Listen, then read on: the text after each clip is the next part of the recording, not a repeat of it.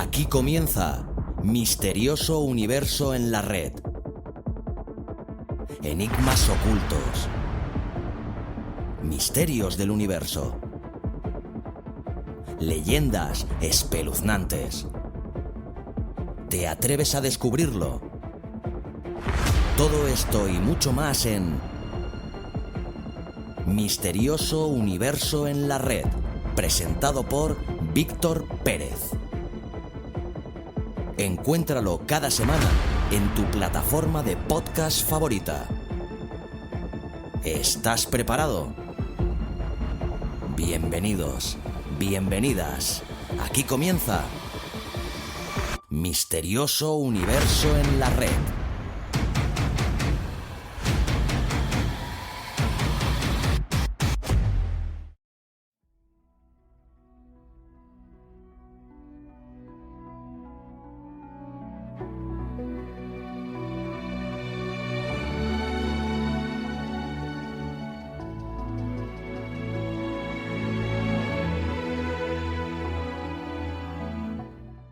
Buenos días, buenas tardes o buenas noches. Bienvenidos una semana más a Misterioso Universo en la Red. En el programa de hoy nos trasladaremos al continente asiático, donde los misterios del pasado deambulan como fantasmas.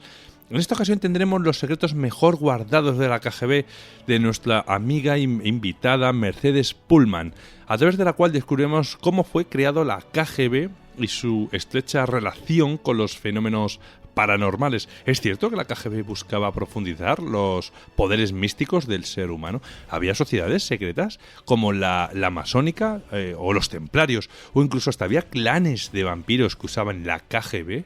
¿Qué significado tienen las insignias o símbolos de la antigua Unión Soviética? Todas estas y muchas otras cuestiones las vamos a descubrir aquí, junto a nuestra invitada en Misterioso Universo en la Red. En la noticia del misterio con Javier, resucitaremos a los animales que caminaron hace millones de años en la Tierra. En esta ocasión conoceremos al Shibuya, el diminuto dinosaurio que cazaba en la oscuridad. También veremos el regreso de la nave Osiris, que tras haber recolectado 60 gramos de la superficie de un asteroide, ha descubierto una serie de extraños secretos que quizás podrían salir a luz sobre esta roca espacial. También nos hablará acerca de la ecolocalización humana. Al parecer podemos usar esas habilidades de los murciélagos e incluso se presume que los ciegos desarrollan esta habilidad con el tiempo. ¿Será real? Esto lo vamos a ver en unos minutos con Javier. Y cerramos con broche de oro en las noticias de Javier con la Voyager 1.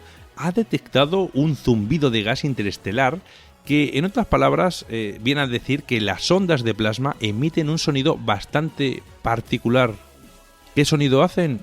Eso nos lo va a contar Javier ahora en un ratillo.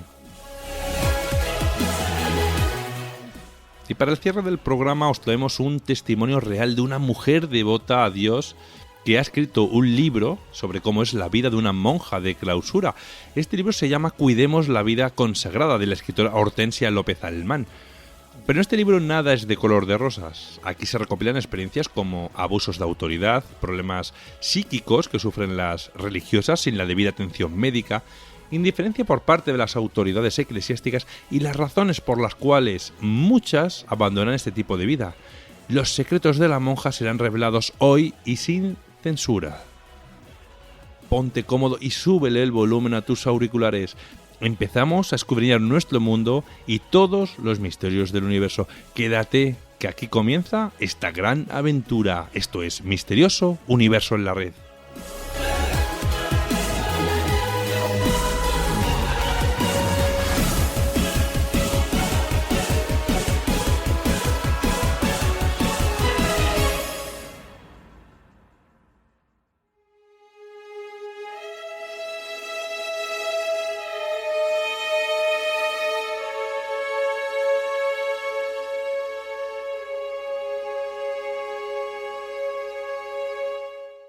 La conocida y poderosa organización soviética de espionaje fue la heredera de la checa y del conocido como NKVD. Hay que decir que sus tentáculos llegaban a extenderse hasta toda la sociedad al completo. Para algunos de sus dirigentes esto no fue nada más que una maniobra para hacerse con el poder, sin embargo, para otros fue la antesala del pelotón. Hoy vamos a recorrer las entrañas y vamos a intentar descubrir su trayectoria hasta que Gorbachov la desmanteló. Para descubrir los entramados de esta agencia de espionaje rusa, nos hemos traído a Mercedes Pullman, ya que ella ha escrito un libro titulado Los secretos mejor guardados de la KGB, y junto a ella vamos a intentar descubrir todo tipo de secretos que guardan estas páginas.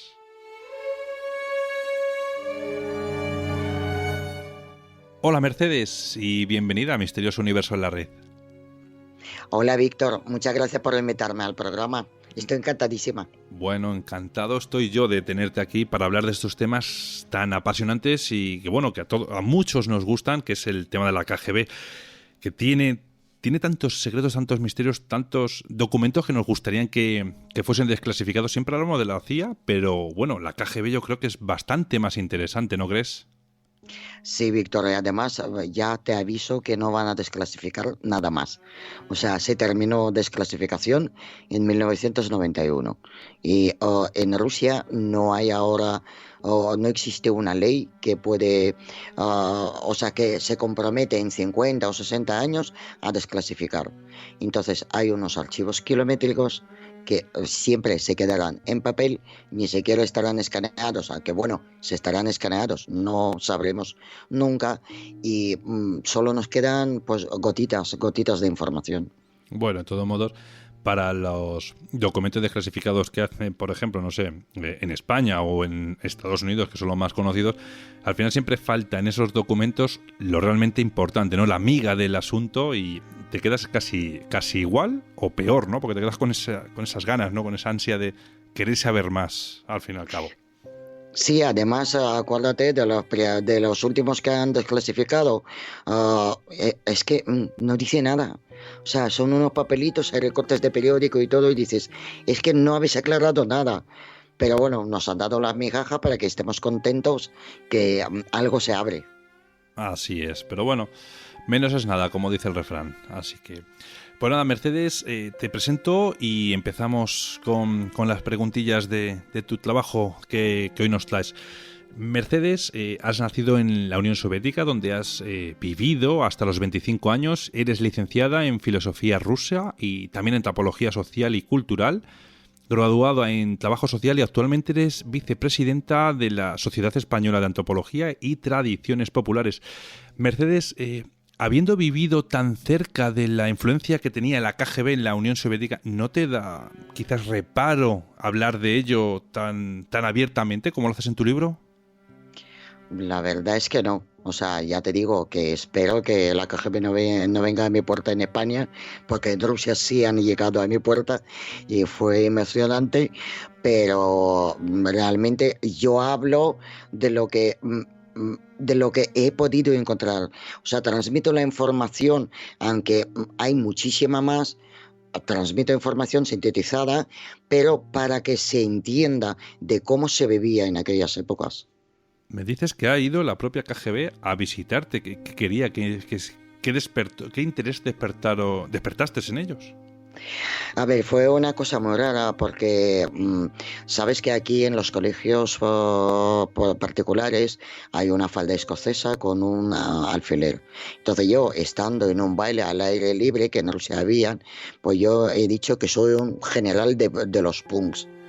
Y claro, yo me he tirado allí el farol más bonito y me fui a mi casa tranquilamente. Pues en una semana han llamado a mi puerta, me han preguntado si soy yo. Digo, sí, dicen, vamos a entrar a hablar contigo.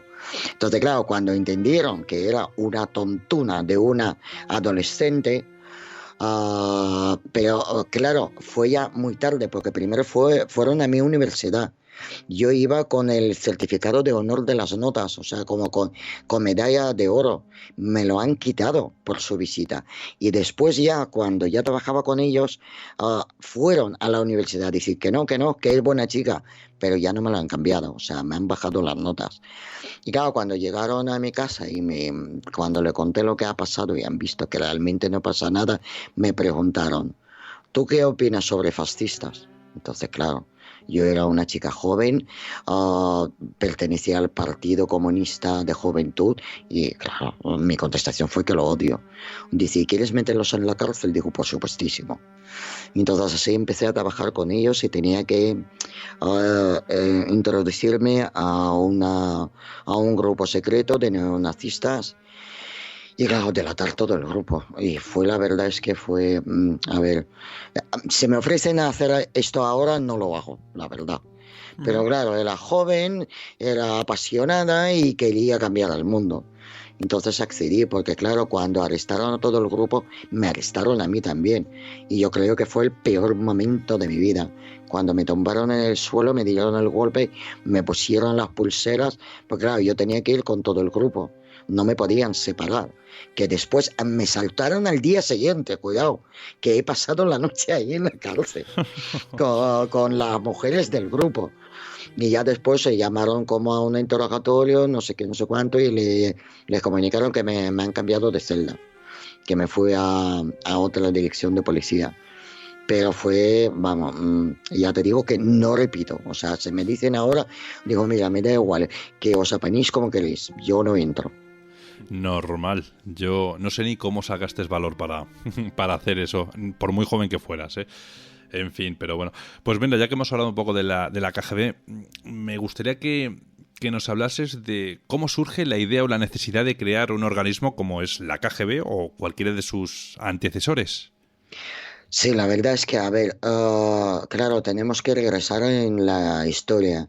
Y no, Rusia tenía el régimen zarista, aunque investigando yo, no ha sido tan mal tiempo, porque tenían hasta campamentos para los niños.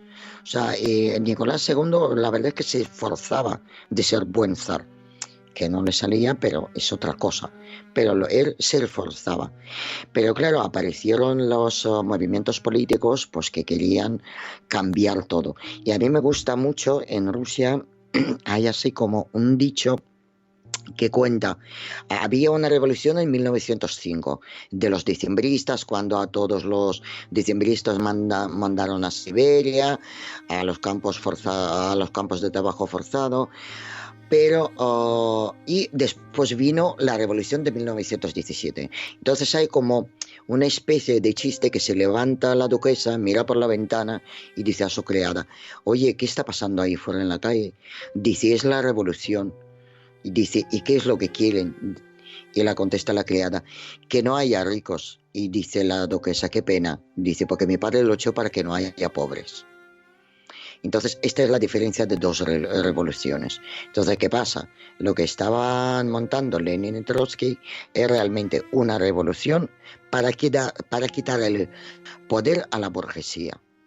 Y le ha salido bien, aunque cuidado, que Lenin a la hora del levantamiento militar todavía no estaba en Rusia. Todo realmente dirigió Trotsky. Lenin estaba en Finlandia. Y ya llegó después, se llegó un día o 2 días después. Entonces siguieron con la revolución. Pero ¿qué pasa con todos los países así crecientes o nacientes? Es como casi sucede siempre en estos países. Los ideales democráticos, pues con el tiempo, no pasó ni mucho tiempo, se dieron paso a la política y el orden del país. Y claro, así que el 20 de diciembre de 1917 se fundó la primera organización de, no sé cómo decir, de policía secreta, no. Es que fue como un comité de organización territorial y política que se llamaba Cheka. Y los que trabajaban en esta organización se llamaban chequistas. Y claro, esto sucedió a la ojranka zarista y empezaban a llegar pues al poder. Y claro, la organización asumió pues un poder inalcanzable hasta entonces y casi sin límites legales bajo el mando de Félix Dzerzhinsky, a que a él le llamaban el Félix de Hierro porque realmente los primeros años pasó viviendo en su despacho de Lubyanka y yo creo que ni dormió ni comió y estaba organizando. Lo que pasa es que este señor quería cambiar el mundo, lo que pasa es que sus métodos han sido un poco sangrientos, pero bueno, es la historia. Así es, y por desgracia no la podemos cambiar, sí aprender de ella, pero no la podemos cambiar. Bueno, y dentro de este ámbito de la KGB hay un personaje que me parece relevante, ¿no? Que es Gleb Ivanovich Boki. ¿Quién fue este personaje? Sí, la verdad es que eso, yo creo que es la figura central de la KGB. A ver, cuando se ha creado, a ver, Cheka tenía después nombres OGPU, GPU, hasta que llegó a ser el comité. O sea, hasta que llegó a las siglas de KGB. Pero siempre era el mismo organismo. De hecho, el FSB de Rusia ahora sigue siendo el mismo organismo. No se han cambiado. No se han cambiado ni los puestos de trabajo ni nada. Simplemente que ahora pues es un comité de defensa de Rusia. Gleb Boki llega al OGPU bastante temprano, en 1920. Y cuando llega, a él le dejan la dirección de departamento especial, que al principio no era nada, era un departamento de cifrado, porque a la gente siempre le gusta decir, oh, departamento especial. No, no, no. Cuando llegó Gleb Boki no era nada. Estaban ocupándose del cifrado de los mensajes, del cifrado de los mensajes extranjeros también, y nada más.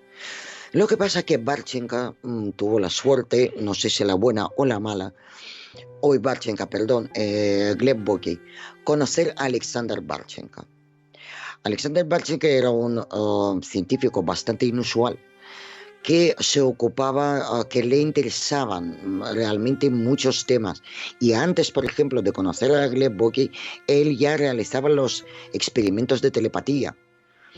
Y cuando él conoce, porque se conocieron en el año 1923, entonces claro, Barchenka le ha contado en lo que cree, en lo que quería conseguir, y le interesa a Gleb Boki. Le interesa hasta tal punto que Gleb Boki empieza a cambiar el personal del departamento especial. Y lo vende esto al gobierno soviético como que si la gente tiene que realizar trabajos de descifrado, debe tener un don. Entonces, claro, de ahí pues empiezan a pasar los chamanes, los clarividentes, videntes, los psíquicos, ha pasado muchísima gente. Pero lo curioso que no he encontrado yo mucha información, solo he encontrado que había una habitación oscura donde le dejaban a supuesta persona con poderes enseñar sus poderes en una habitación oscura. No hay la manera de cómo lo hacían, pero lo único que lo he encontrado que era una habitación oscura donde se realizaba el experimento y ya después se elegían quién trabaja y quién no. O sea, es súper curioso. Y me encantaría encontrar qué es lo que hacían, qué pruebas hacían para que accedas a trabajar, porque es que la plantilla de la KGB y sobre todo del Departamento Especial ha crecido muchísimo en pocos años. O sea, llegaron casi a 300 personas. Un departamento que era una cifra, pues no sé, impensada en aquellos momentos. Pues Gleb Boki consiguió. De hecho, Gleb Boki, influenciado por Alexander Barchenka, ha conseguido muchísimos fondos, pero muchísimos, para todos los experimentos que se realizaron en el Departamento Especial.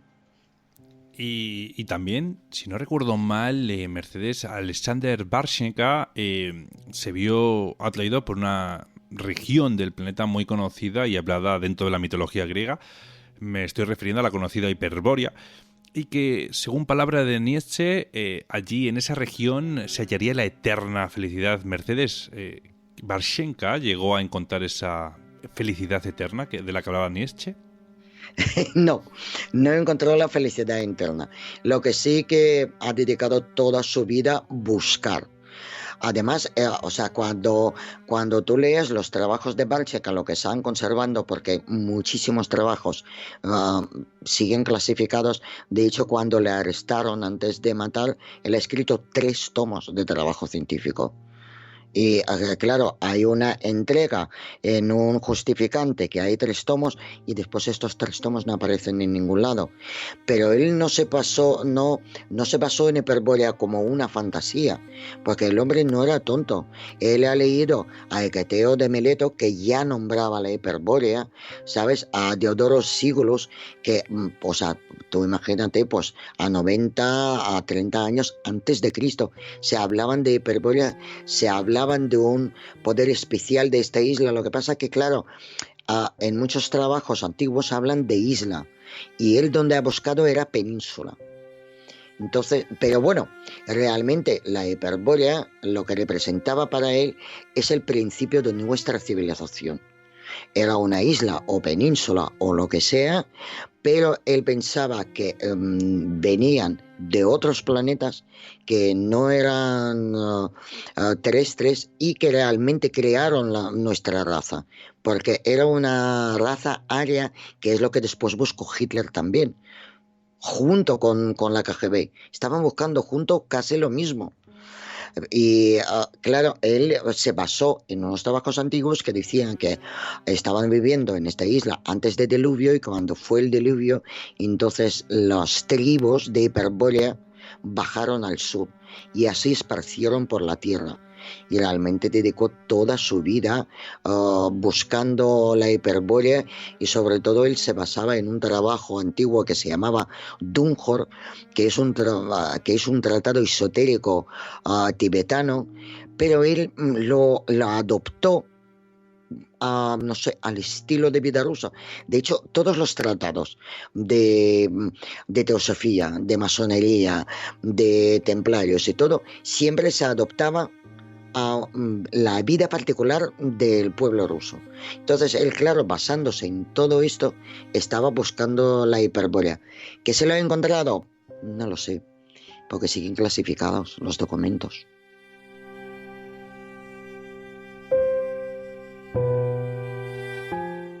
Y Mercedes, estos presuntos habitantes, ¿no?, de la Hiperbórea, ¿él qué pensaba? O sea, es que si lo podemos incluso extralimitar a que podrían ser esos atlantes, ¿no?, de los que hablan muchas leyendas, o de los que habla Homero en su libro. Claro, es que coinciden las descripciones de Hiperbórea, o sea, coinciden con Atlantes. Lo que pasa que en Rusia han buscado la Atlántida también. Pensaban que no es lo mismo la Atlántida y Hiperbórea.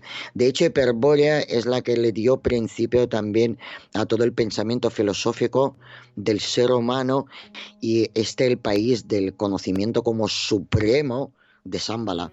O sea, lo que estaban buscando realmente, ellos, yo creo que no estaban buscando la entrada al país Shambhala y la raza hiperbórea. Lo que estaban buscando es este conocimiento superior de lo que se hablaba.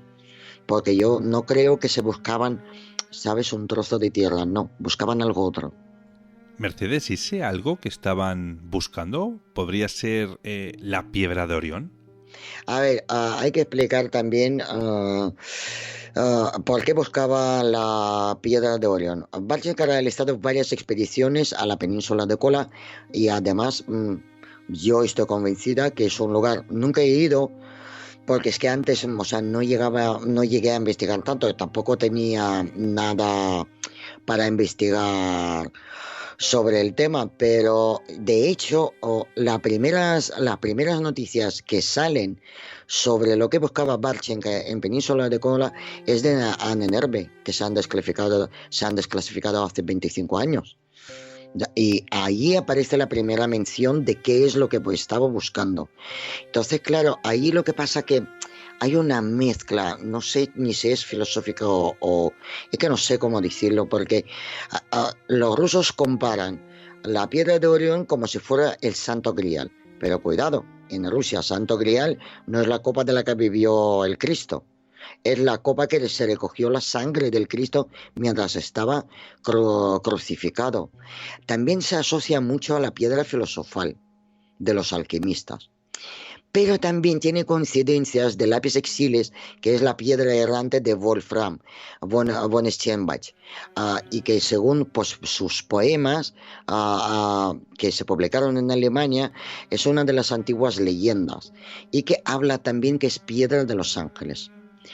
Y claro, a ver, realmente lo que sí que buscaban los rusos es como... cómo llegó, porque ahí existe una leyenda que llegó el mensajero del cielo que contiene el fuego celestial y cuyo poder era capaz de proteger y guiar a países y pueblos enteros por el camino de una vida mejor. Entonces, claro, te preguntas, ¿son leyendas o qué es? Pero Barchenka también se ha basado en los trabajos de Blavatsky y Nicolás Roerich.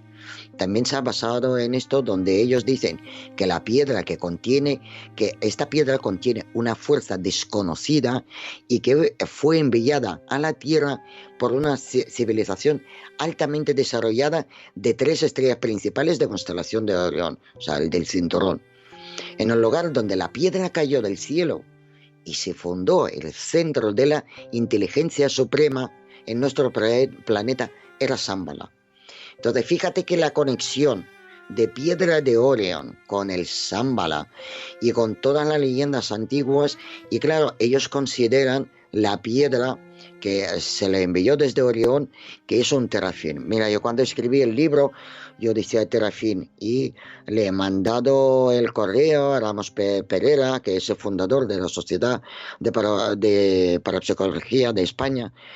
Y dijo, oye, terafín, dice, no me suena, Mercedes, no me suena, esto no existe.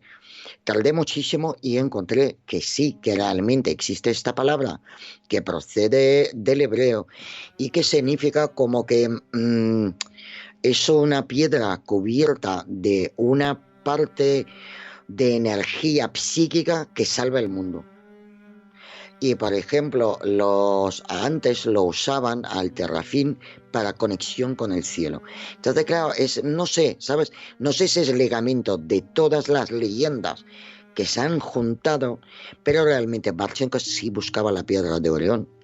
Y en una de esas expediciones que hacían en busca de Shambhala, un espía fue recibido por el Dalai Lama número 13, si no recuerdo muy mal, y aquí... Sí. Le enseñan una antigua arma. ¿Qué antigua arma podría ser? A ver, existe una descripción de esta arma, ¿vale? Y además ahora te lo cuento porque es una historia súper bonita. A mí me atrae mucho porque es como muy fantástico todo, ¿sabes? Muy interesante. Además coincide que, a Jacob Blumkin llamó Gleb Bokeh y le mandó como espía al Tíbet, pero ¿por qué que le mandaba ahí a investigar? Porque realmente, Bokeh realmente lo que buscaba es el poder y conocimiento de Shambhala. Pero claro, a Politburó soviético tú no podías vender esto. Entonces, claro, por la posición geopolítica, lo que se intentó vender al gobierno soviético, porque claro, no todos creían ahí en misticismo, había gente que sí, otra no. Tenían que vender porque le mandaban a un grupo supuestamente de científicos locos buscando a Shambhala, pero realmente querían conquistar los territorios donde se encontraba su enemigo, que en aquel tiempo eran los ingleses, la Inglaterra. Y entonces, claro, Blumkin fue enviado ahí. Lo que pasa es que los ingleses han descubierto a Blumkin y se pasaron a los militares tibetanos. Lo que pasa es que Blumkin llevaba una nota en caso de emergencia por si le descubren. De hecho, él en el grupo de investigación se presentó como un lama de Mongolia. Él tenía una nota de Félix Dzerzhinsky, que era el jefe de la KGB, para el Dalai Lama, que él tenía una misión especial y que la Unión Soviética iba a ayudar al Tíbet a defenderse de los enemigos. Y entonces le dejaron entrar a Blumkin y le recibió el 13º, sí, espérate, ¿cómo se dice eso? 13º, no, 13º. Eso ya. Es. Sí, 13º Dalai Lama. y parece ser que que le contaron muchos conocimientos y le dieron los papiros. Ah, ah, Él visitó los subterráneos del palacio de Potala, de Potala. Y cuando describe esta visita, dice que 13 monjes le acompañaron al calabozo, donde, bueno, calabozo, no sé, se llama un túnel, es que es como calabozo, donde había pues un complejo sistema de laberintos y puertas secretas que se abren, pero es que se abren con una acción. Y para hacer esto los monjes tomaron pues como un lugar apropiado y a su vez como resultado de una, no sé, como pasaron la lista de diciendo unos conjuros y en una secuencia determinada. Y comenzaron a tirar hacia abajo pues de la bóveda unas anillas como con cadenas. Y estos mecanismos ocultos interior de la montaña se abrieron y abrieron otras puertas. Entonces, lo que cuenta Blumken en un informe que habían 13 puertas. A mí lo que me sorprende de la Lama 13 y 13 puertas. Allí ya, ¿sabes? Me empieza a chirriar un poco, pero bueno, puede ser la coincidencia. Y Blumken, y le mostraron a Blumken pues 2 pasillos. Él ha visto solo 2 y hay 13. En uno de ellos los monjes guardaban una antigua arma de los dioses Bacaro, que le llamaban ellos. Y dice Blumken que este artefacto pertenecía pues como de 8 a 10 milenios antes de Cristo. Y claro, los monjes le explicaron que las civilizaciones antiguas también llevaban a cabo una evaporación de oro a gran escala y a una temperatura igual que Sol, que son, no sé, 6 o 7 mil, me parece, grados. Y según los monjes, durante el procedimiento de evaporación de oro, se enciende como una luz muy brillante y se convierte en polvo. Pues con la ayuda de este polvo, que le llaman Vatsara, los antiguos gobernantes prolongaban su vida, usándolo en la comida, en vino, durante cientos de años. Y el mismo polvo se utilizó en la construcción y que le explicaron como que con la ayuda de este polvo, constructores pues realmente movieron montañas, losas de piedra gigantes en el aire y llevaron a cabo el corte pues aserrado de piedra dura y roca, y ingiriendo monumentos de piedra y edificios históricos que han sobrevivido hasta nuestros días. No lo sé si es la leyenda o no, pero realmente, o sea... además, cuando él presentó, solo hay, por ejemplo, este informe. Hay los informes mucho más detallados, pero no están desclasificados, no hay. Así que es donde pude llegar. Y además dice que le han enseñado el arma antiguo que tiraba las flechas de fuego, y que ellos lo tienen, pero no pueden enseñar al mundo porque lo traería mal a la humanidad. Entonces lo tienen ahí custodiado.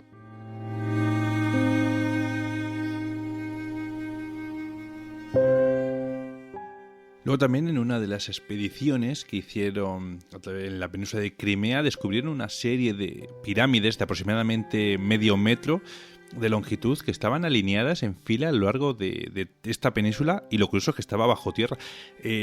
¿Llegaron a averiguar por qué estaban alineadas y en fila esas pequeñas pirámides? No, pero además, esta es una cosa muy curiosa porque tengo una imagen donde lo enseñan cómo están alineados y cruzan casi pues toda la península de Crimea. Y, por ejemplo, ellos, o sea, estas pirámides pues no se parecen a las egipcias, pero, por ejemplo, llevan la proporción aérea famosa de 1,6. O sea, sí lo llevan. Y las pirámides de Crimea están ubicadas en la misma línea de sureste y noroeste, en la zona de Sebastopol, donde, el cabo Sarich hasta el cabo Chilesnosos, a lo largo de la costa. O sea, y están alineados igualmente en la misma línea que Stonehenge, por ejemplo. Y pirámides del Tíbet en la dirección, por ejemplo, opuesta. O sea, hay unos cálculos como que hay una situación como muy calculada. Pero claro, yo también opino que es hilar mucho el hilo, ¿sabes? Porque si empezamos a buscar las coincidencias y si empezamos a buscar de cómo cuadrarlas, es como con el escudo de la Unión Soviética.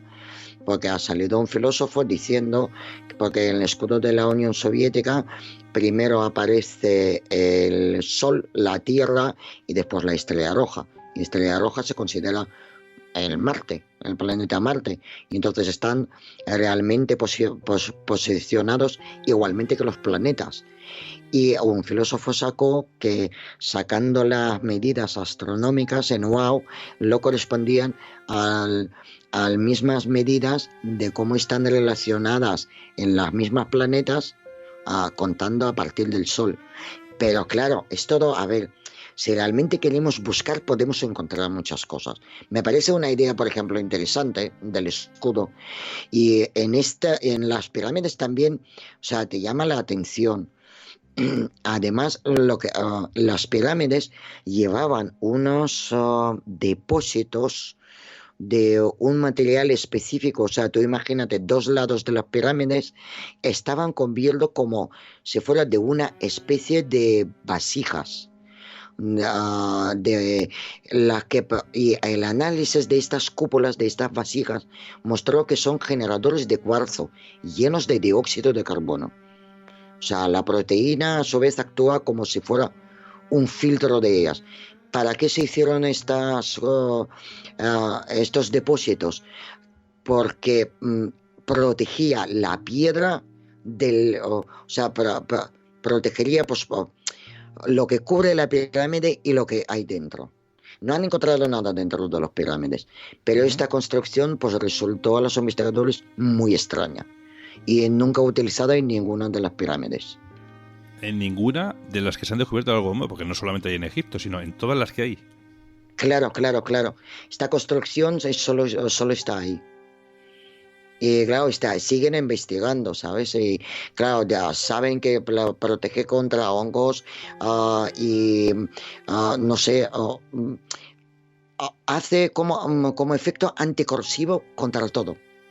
Sí, vamos, para que permanezcan o perduren, más bien es la palabra adecuada, por los siglos de los siglos. Sí. Qué curioso, oye.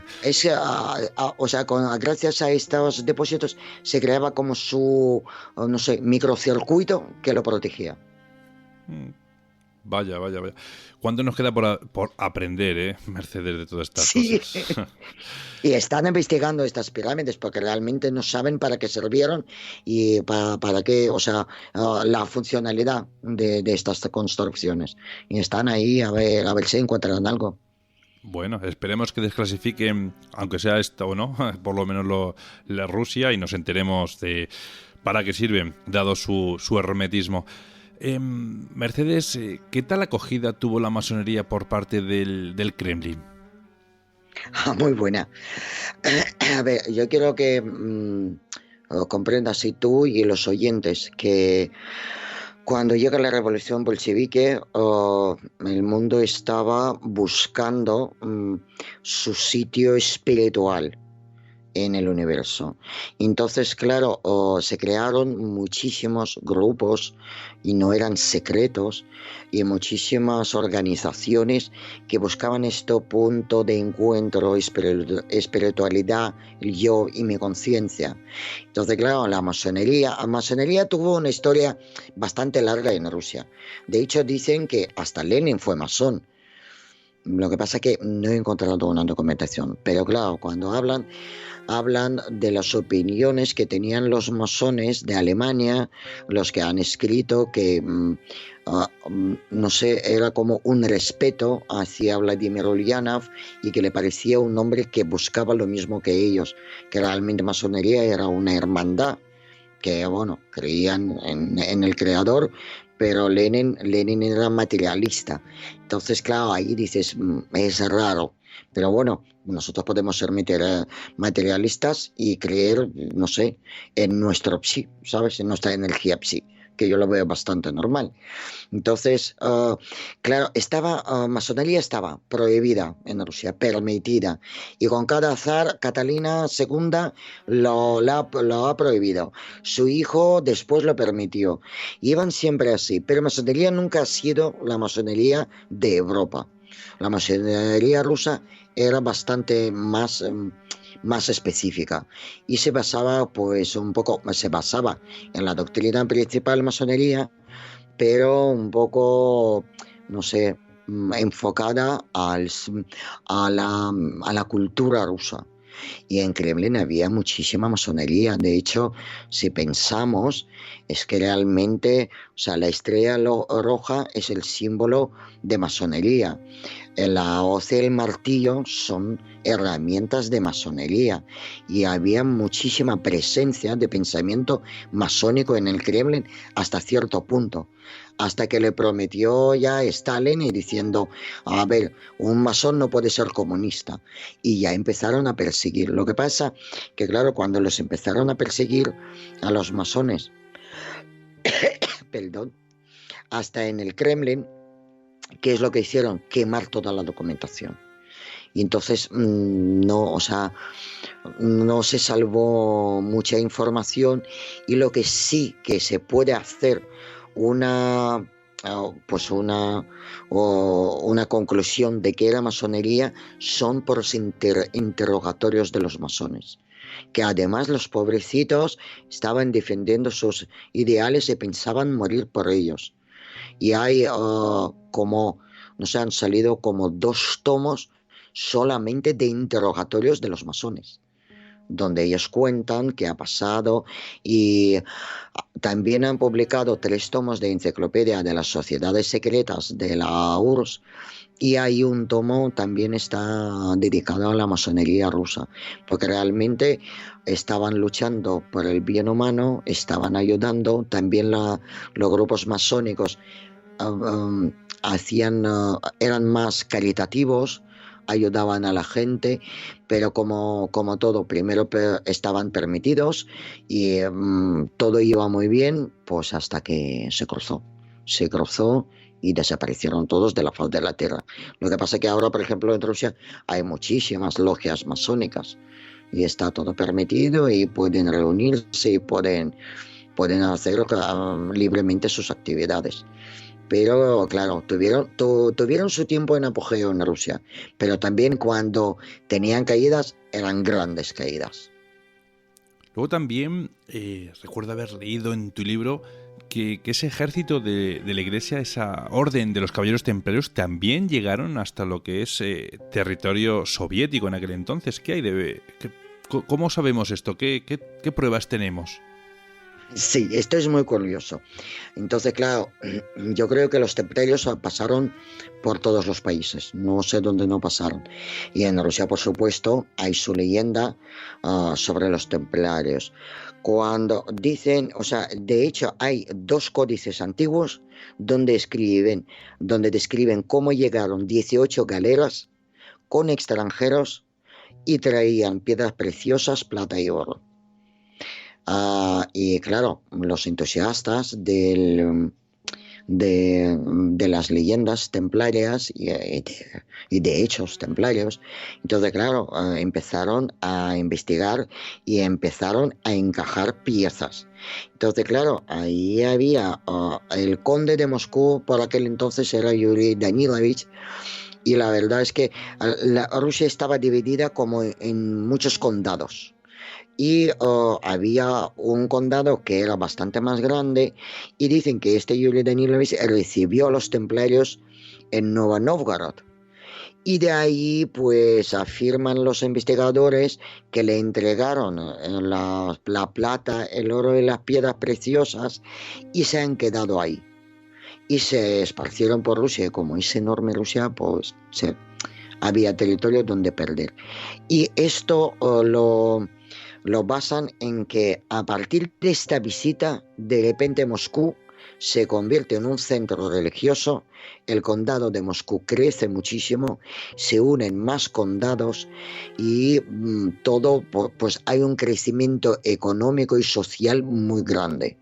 y lo asocian con estas 18 galeras con este tesoro. Lo que pasa es que también hay que reconocer que Yuri Danilovich pues era un gran conde, era un diplomático a gran escala. Que pueden haber llegado ahí, no lo sé, dos códices lo dice, pero realmente no se puede demostrar nada. Pero claro, la leyenda persiste. Además, en varios monasterios también hay las firmas de los canteros templarios con sus signos. Entonces, claro, van buscando y van encontrando señas que seguramente que algún templario terminó en Rusia, seguro. Y entonces, claro, van buscando, pero no sé si llegó el oro y las piedras ahí. Pero no sé, la leyenda me gusta, me atrae, es bonita. Y cambiando de tema, me gustaría que me hablases de las pruebas, de esos experimentos que llevaba a cabo la KGB a sus prisioneros, y bueno, no tan prisioneros, porque incluso había también voluntarios que se prestaban para estas pruebas. Pues a ver, los experimentos, ahora estoy escribiendo el segundo libro y solamente va a estar dedicado a los experimentos. Los experimentos de los soviéticos, yo creo que no solo de soviéticos, seguramente que en muchos países se realizaron los experimentos atroces. Pero ¿qué pasaba con la Unión Soviética, con el nuevo país? Lo que estaban buscando creían en todo. Creían en el poder del humano, superpoder del humano, creían en las energías psi, creían que podían conquistar todo. De hecho, ahí se podían parar las fábricas en un momento dado porque tenían que probar pues un móvil perpetuo. Y las fábricas de aviones se paraban porque el ingeniero ha dicho que se puede hacer. O se podía ocuparse todo el laboratorio investigando a una ratita que les pareció que puede hacer esto. Entonces, claro, ellos, ahí para psicología era ciencia. Ellos creían en todo y sabían que, no todos, pero la mayoría sí, y sabían que pueden llegar a grandes logros. Y claro, empezaron por telepatía. Esto es lo que más importaba. ¿Por qué? Porque telepatía es el control mental. Y han dedicado mucho tiempo y muchos fondos al estudio de telepatía. De hecho, había un adiestrador, Vladimir Durov, que era un adiestrador de circo, que después se convirtió en el director del laboratorio de Durov. ¿Qué es lo que hacían ahí? Hacían experimentos telepáticos mandando los órdenes mentales a los perros. Y el director del Instituto de Investigación de Cerebro ha participado en estos ensayos y los informes realmente aseguran que más de 50% de los experimentos fueron acertados. Entonces, claro, yo voy a describir, por ejemplo, en mi libro todos los perros, el pique, el Marte, de cómo se hacían, cómo se hicieron experimentos, qué es lo que entendieron los perros. Y, por ejemplo, el Bechterev, director del Instituto del Cerebro, le ha pedido a Durov que le manda al perro que ladre 14 veces. Y entonces Durov sacó un lápiz y apuntó algo y le entregó al ayudante del laboratorio. Y cuando llegó el ayudante del laboratorio, después del experimento, dice, el perro primero ha ladrado 7 veces, después se sentó, pensaba que no va a hacer más, y ha ladrado otras 7 veces. Pues el director del Instituto de Cerebro quería que el perro ladrase 14 veces. Entonces, claro, hay muchísimos experimentos de estos que les cuadraba del todo. Y claro, la telepatía tenemos que pensar que es el poder de masas. Es que si tú llegas a este control mental, ya es que, no hace falta ni armas, simplemente controlas las masas. Y se hacían muchísimos experimentos también con los humanos. Y han llegado a realizar experimentos que realmente es que daban resultados exitosos, positivos.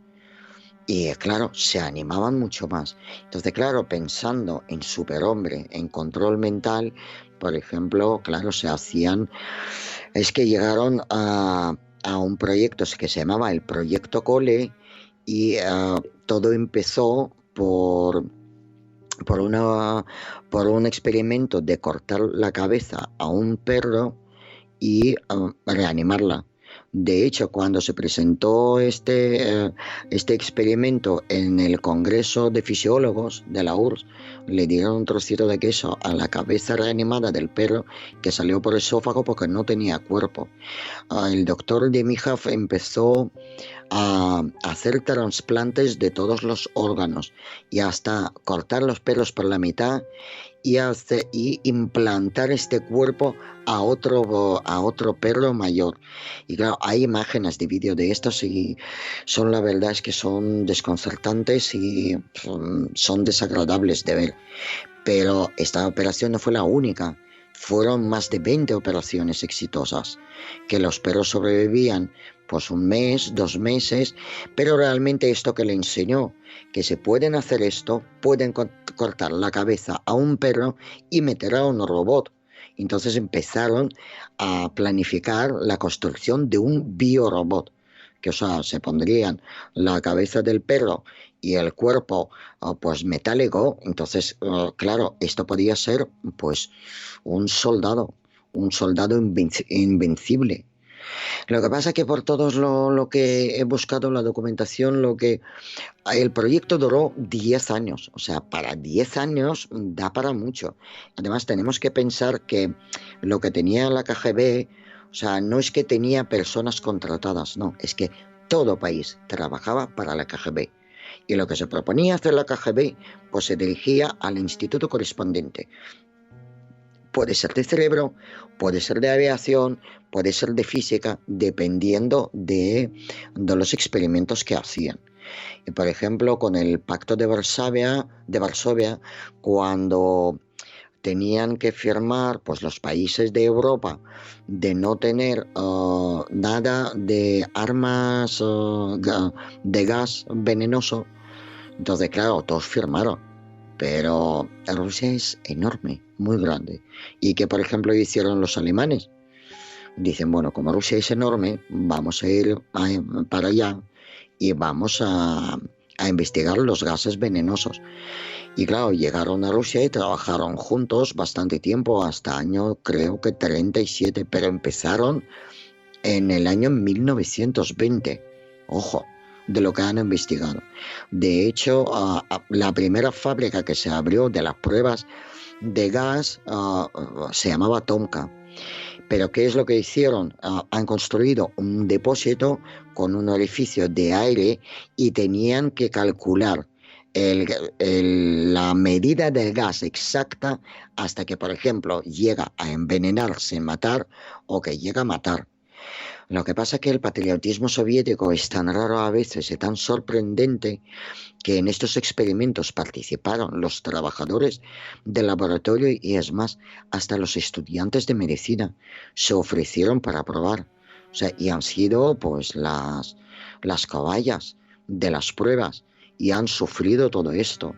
Y claro, ya no hablamos de los campos de trabajo forzado. Ahí experimentaron los soviéticos lo que les dio la gana. Y no solamente esto, para la transmisión telepática del pensamiento, hasta introducían en los cráneos pues unas barras de cobre y conectaban después electricidad para poder transmitir. Es que todo es como... Es que no se sabe dónde estaba el abismo y por qué cruzaron este abismo. O sea, abismo. Es que no existía el abismo. Todo era a favor de la ciencia. Es cuando, por ejemplo, también Ilya Ivanov empezó a hacer trasplantes de ovarios de monos a los humanos porque estaba seguro que el cuerpo rejuvenecía. Y a él le llegaron, pues él ha tratado bastante gente de Kremlin. O cuando fue la revolución de sangre, que empezaron a hacer transfusiones de sangre de la gente joven a los mayores del gobierno soviético. hasta que empezaron a morir. pero realmente, porque claro, no sabían nada de grupo de sangre, no sabían ni enfermedades que tenía, etcétera. Pero realmente la transfusión de sangre, lo que tienen ahora en Rusia, es gracias a este instituto. Entonces, claro, y cuando, por ejemplo, Ivanov quiso a inseminar a los monos, a cruzar el mono con ser humano. Y dices, madre del amor hermoso. Y es que él fue a África, a una colonia francesa, y ofreció a la gente que vivía ahí, a las mujeres, y las mujeres se negaron porque dicen, es que es un pecado, es que es el pecado más grande que se puede hacer. Además, en África los monos antes robaban a las mujeres, que dicen que violaban, y también con sus niños. Entonces, cuando se negaron las mujeres, entonces, claro, Lelia Ivanov empezó a ir de otra manera. Dice, bueno, entonces podemos embarazar a las hembras de monos. Siempre aparece la pregunta, ¿qué semen utilizaron? Y claro, como su hijo también, que se llamaba Elia, que podía ayudar, pues hay especulaciones que utilizaron hasta en los siguientes experimentos utilizaron hasta su semen, porque yo creo que es que al principio dices, bueno, a ver, le voy a dar mi semen, es que voy a tener un hijo mono. Es que es raro, o sea, es chocante para un pensamiento normal. Entonces, él no ha conseguido nada, le llevaron también la gente de tribu a cazar a los monos en la edad sexual apropiada. De hecho, hay una descripción del ritual, como usaron las hierbas que intoxicaban a los monos, que se cayeron de la palmera. Lo que pasa que los monos pues intentaron salvarse y la tribu se fue corriendo porque sabían que lo que hacen no está bien. Y pues los monos pues se quedaron con estos científicos y casi los matan. Pero no pasa nada, es que la gente soviética tampoco desesperó tanto. Y cuando Ivanov volvió a Rusia, ha solicitado un criadero de monos y ha tenido su criadero de monos en Sujumi.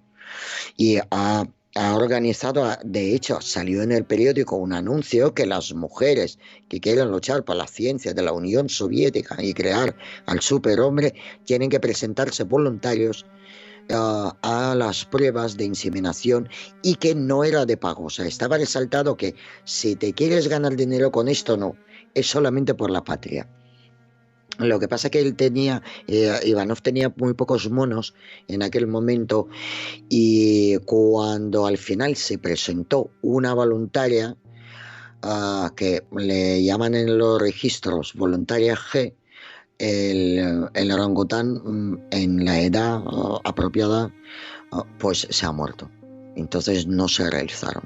Lo que pasa es que existen rumores que las mujeres que estaban encarceladas por disidentes, por cualquier cosa, porque es que en aquellos tiempos se arrestaban muy fácil con la purga esa de limpieza soviética, yo creo que también participaron.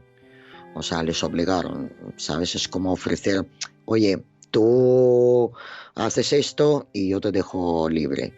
Entonces, claro, hay muchísimos experimentos que son verdaderamente, o sea, tú lees y se te pone pelo de punta. Y es muy triste, pero tal vez pues por estos experimentos locos llegamos a donde llegamos. No lo sé qué decirte.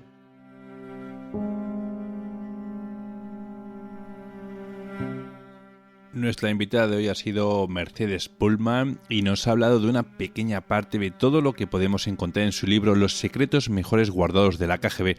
Mercedes, ¿este libro, aparte de en Amazon, se puede adquirir en algún otro lugar?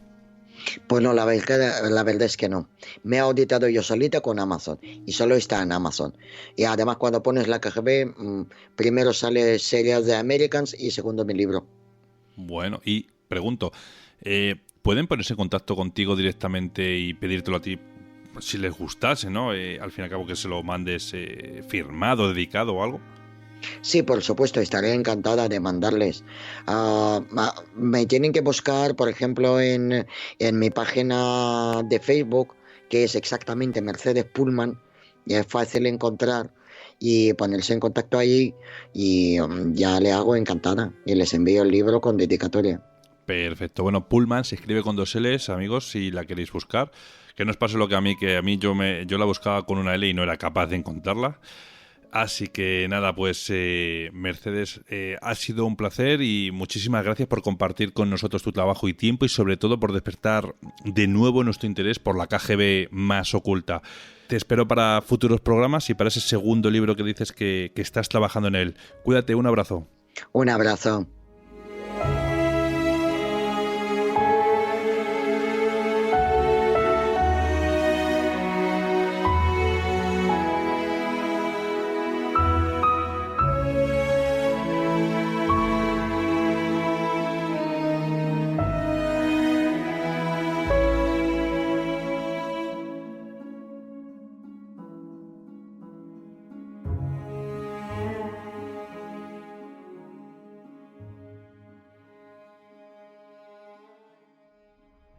Noticias de Misterioso Universo en la Red con Javier Gil.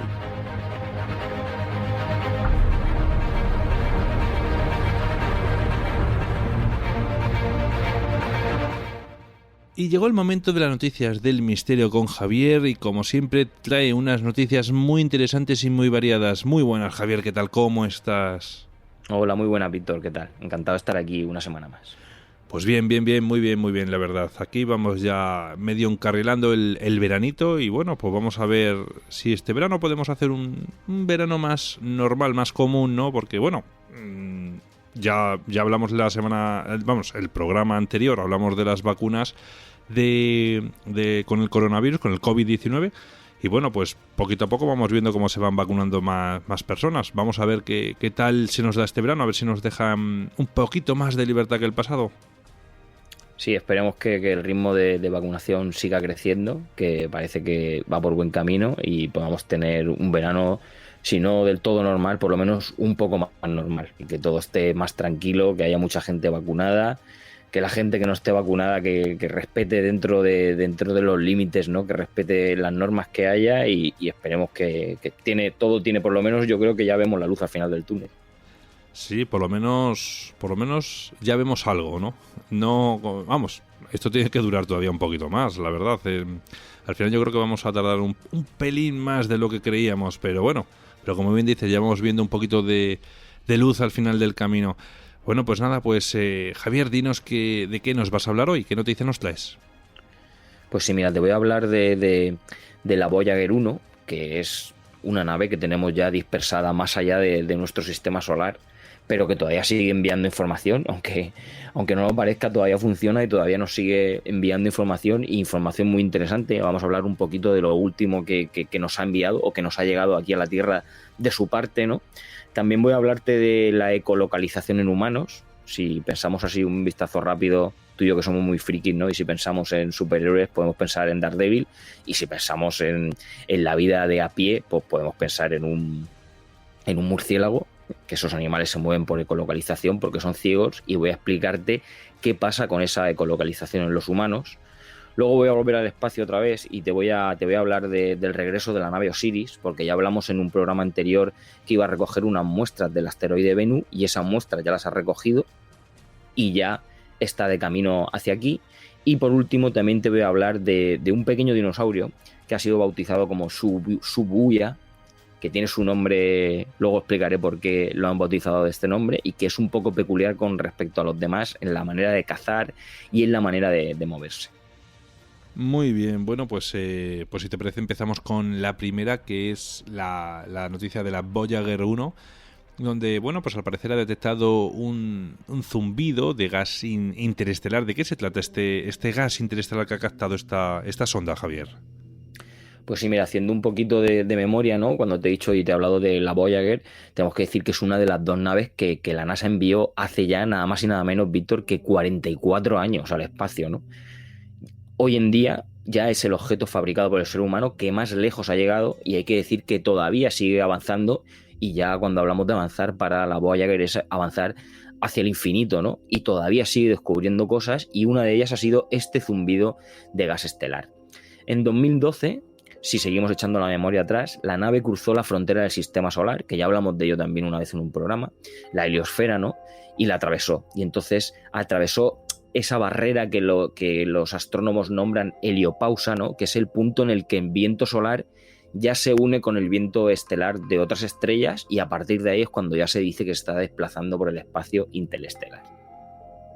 Ahora mismo, que ya está a casi 23.000 millones de kilómetros de nosotros, varios de sus instrumentos han detectado este zumbido de gas interestelar, que no es otra cosa que ondas de plasma, ¿no? Los detalles de esta investigación, que ha sido realizada por científicos de la Universidad de Cornell en Nueva York, se publicaron hace unas pocas semanas en la revista Nature Astronomy. La estudiante de doctorado en astronomía de Cornell, ¿no?, y autora del hallazgo, que se llama Stella Koch-Oker, ha descrito que el zumbido es algo muy débil y monótono porque se encuentra, digamos, en un ancho de banda, ¿no?, en una frecuencia estrecha, ¿no?, y están detectando ese tenue y persistente zumbido de gas interestelar durante mucho tiempo, ¿no? Los investigadores de Cornell creen que el hallazgo va a ayudar a que los científicos comprendan cómo ese medio interestelar actúa como con el viento solar, ¿no?, y cómo esa burbuja de la que hablamos siempre cuando hablamos de cerca de nosotros, de la heliosfera, digamos que podría ser de alguna manera moldeada, ¿no?, y modificada por el entorno, ¿no? Este hallazgo, que aunque parezca una tontería, hay que decir que en sí es científicamente relevante, no ha hecho nada más que confirmar la valía de esta sonda, ¿no?, que vuelvo a viajar al pasado, ¿no?, que si lo pensamos bien fue lanzada en septiembre de 1977 y que después de pasar por Júpiter, que lo hizo 2 años después, en 1979, y creo recordar que a finales de los 80, no es un dato que estoy muy seguro, pero creo que es a finales de los 80, pasó por Saturno, ¿no?, y a una velocidad de cerca de 61.200 kilómetros por hora, que siga funcionando hoy en día y que siga enviando datos, me parece, la verdad, que un logro muy a tener en cuenta, ¿no? Volviendo al presente, ya la noticia, toda la investigación nos explica que al entrar en ese espacio interestelar, el sistema de ondas de plasma de la nave, ¿no?, ha detectado ciertas perturbaciones en el gas, ¿no? Pero entre estas erupciones que serían causadas por nuestro propio Sol, los investigadores descubrieron esa señal constante y persistente que produce un sonido tenue, ¿no?, digamos que sonaría como cuando suena al vacío, como cuando te quedas sordo de un oído, de repente es ese pitido que poco a poco va desapareciendo, pero al final durante un periodo de tiempo corto no lo oyes mucho, pero está ahí. Pues digamos que ese típico sonido es el que escucharían los científicos en ese vacío del espacio, ¿no?, en esas bolsas de gas, ¿no? O por lo menos eso es lo que nos cuenta el autor principal del estudio, que es James Corden, ¿no? Digamos que sería, él lo compara, ¿no?, como si fuera como una lluvia tranquila y suave, ¿no? En el caso sería, por ejemplo, si pensáramos en un estallido solar, sería como detectar un relámpago, ¿no?, durante una tormenta eléctrica, y después volvería a llover suave. Ese es ese pitido que ellos dicen que han encontrado, ¿no? Además creen que habría más actividad de bajo nivel en ese gas interestelar de lo que se pensaba, ¿no?, lo que permitiría a los investigadores rastrear toda esa distribución espacial del plasma, ¿no? Es decir, cuando no estaría siendo perturbado por ciertas erupciones solares, ¿no? Para todo esto, el investigador de Cornell, de esta universidad, dicen que es esencial hacer un seguimiento continuo, ¿no?, de esa densidad del espacio, ¿no?, porque hasta hoy en día nunca se había tenido la oportunidad de evaluarlo, y ahora, hoy en día, ya saben que no necesitan, digamos, que pase algo fortuito relacionado con el Sol para poder medir el plasma interestelar, porque la sonda Voyager ya les está diciendo que está ahí, que es constante, y aunque sea muy tenue, ya pueden empezar a localizarlo.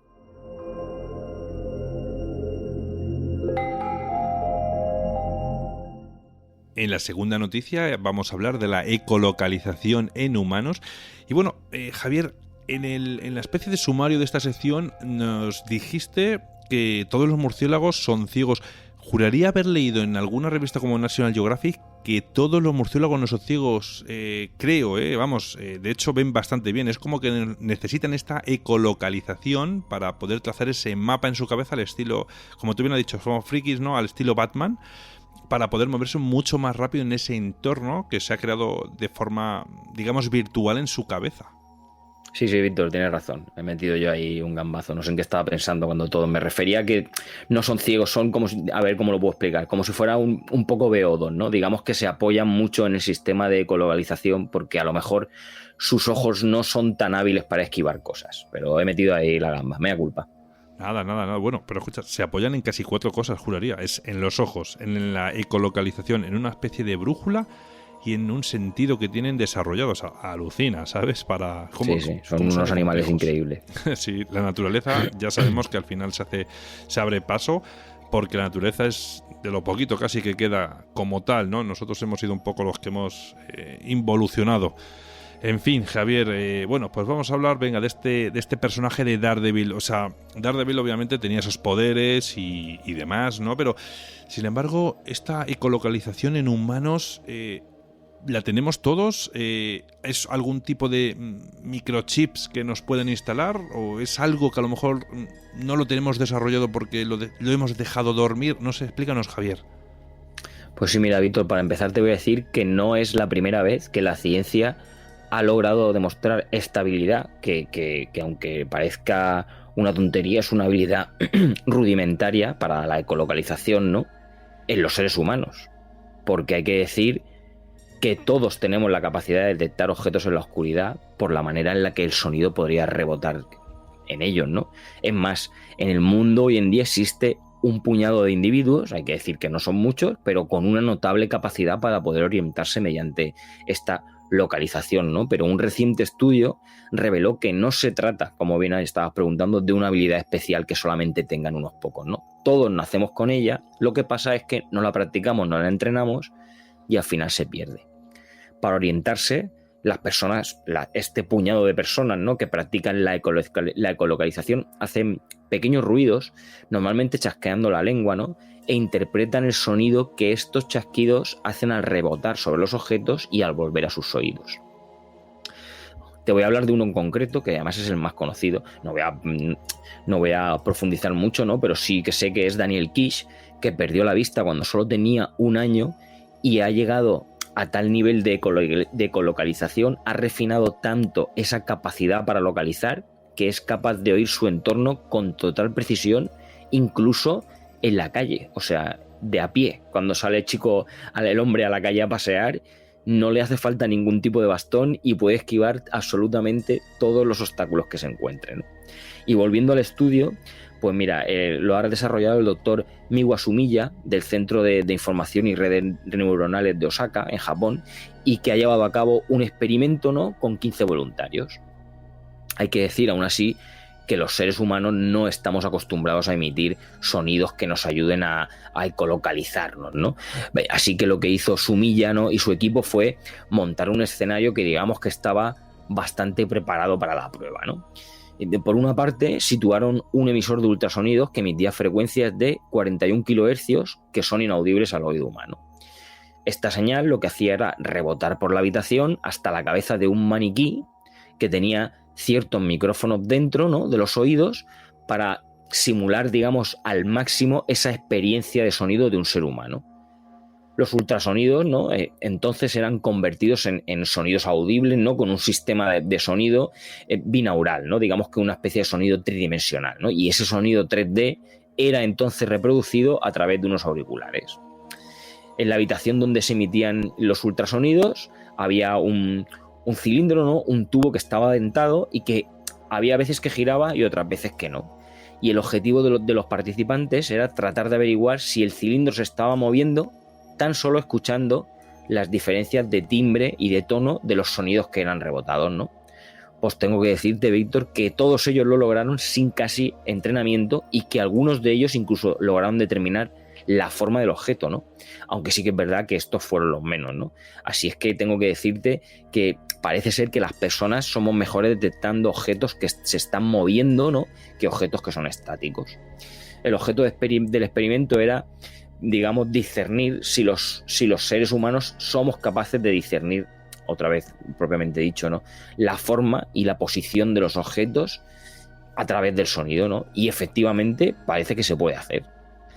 digamos que la razón de complicar tanto el experimento es porque también se ha demostrado, ¿no?, que podemos valernos de la tecnología para mejorar y potenciar esta habilidad, como bien has dicho al principio, ¿no? Porque en el futuro se podrá integrar un emisor de ultrasonidos básicamente en unas gafas inteligentes o incluso en unos auriculares, y que nos ayude a orientarnos en la más absoluta oscuridad usando solamente el sonido. No cabe decir que esto, si pensamos en la gente de a pie, para la gente que pierde visión o que es ciega, va a venir muy bien, y para cuando hablamos en plan gobiernos, ¿no?, pues también les vendrá muy bien a esos soldados que se mueven a oscuras por territorios que no conocen.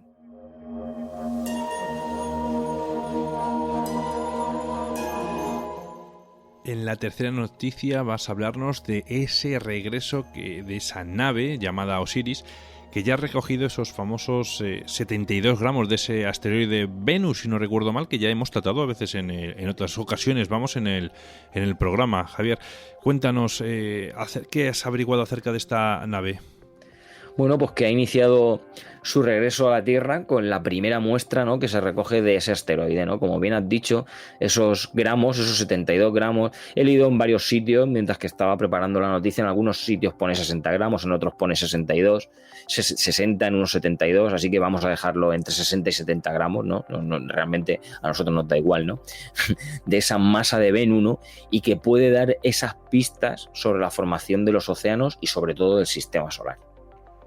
Echando un poquito el carrete para atrás, ¿no?, recordemos que esta nave no tripulada partió de Cabo Cañaveral en 2016 con rumbo a Venus, que empezó a orbitarlo en 2018 y en tan solo unos segundos tocó tierra, y esto lo entrecomillo porque al final no es tocar tierra, ¿no?, es tocar el asteroide, y recolectó la muestra durante el año pasado, en el año 2020.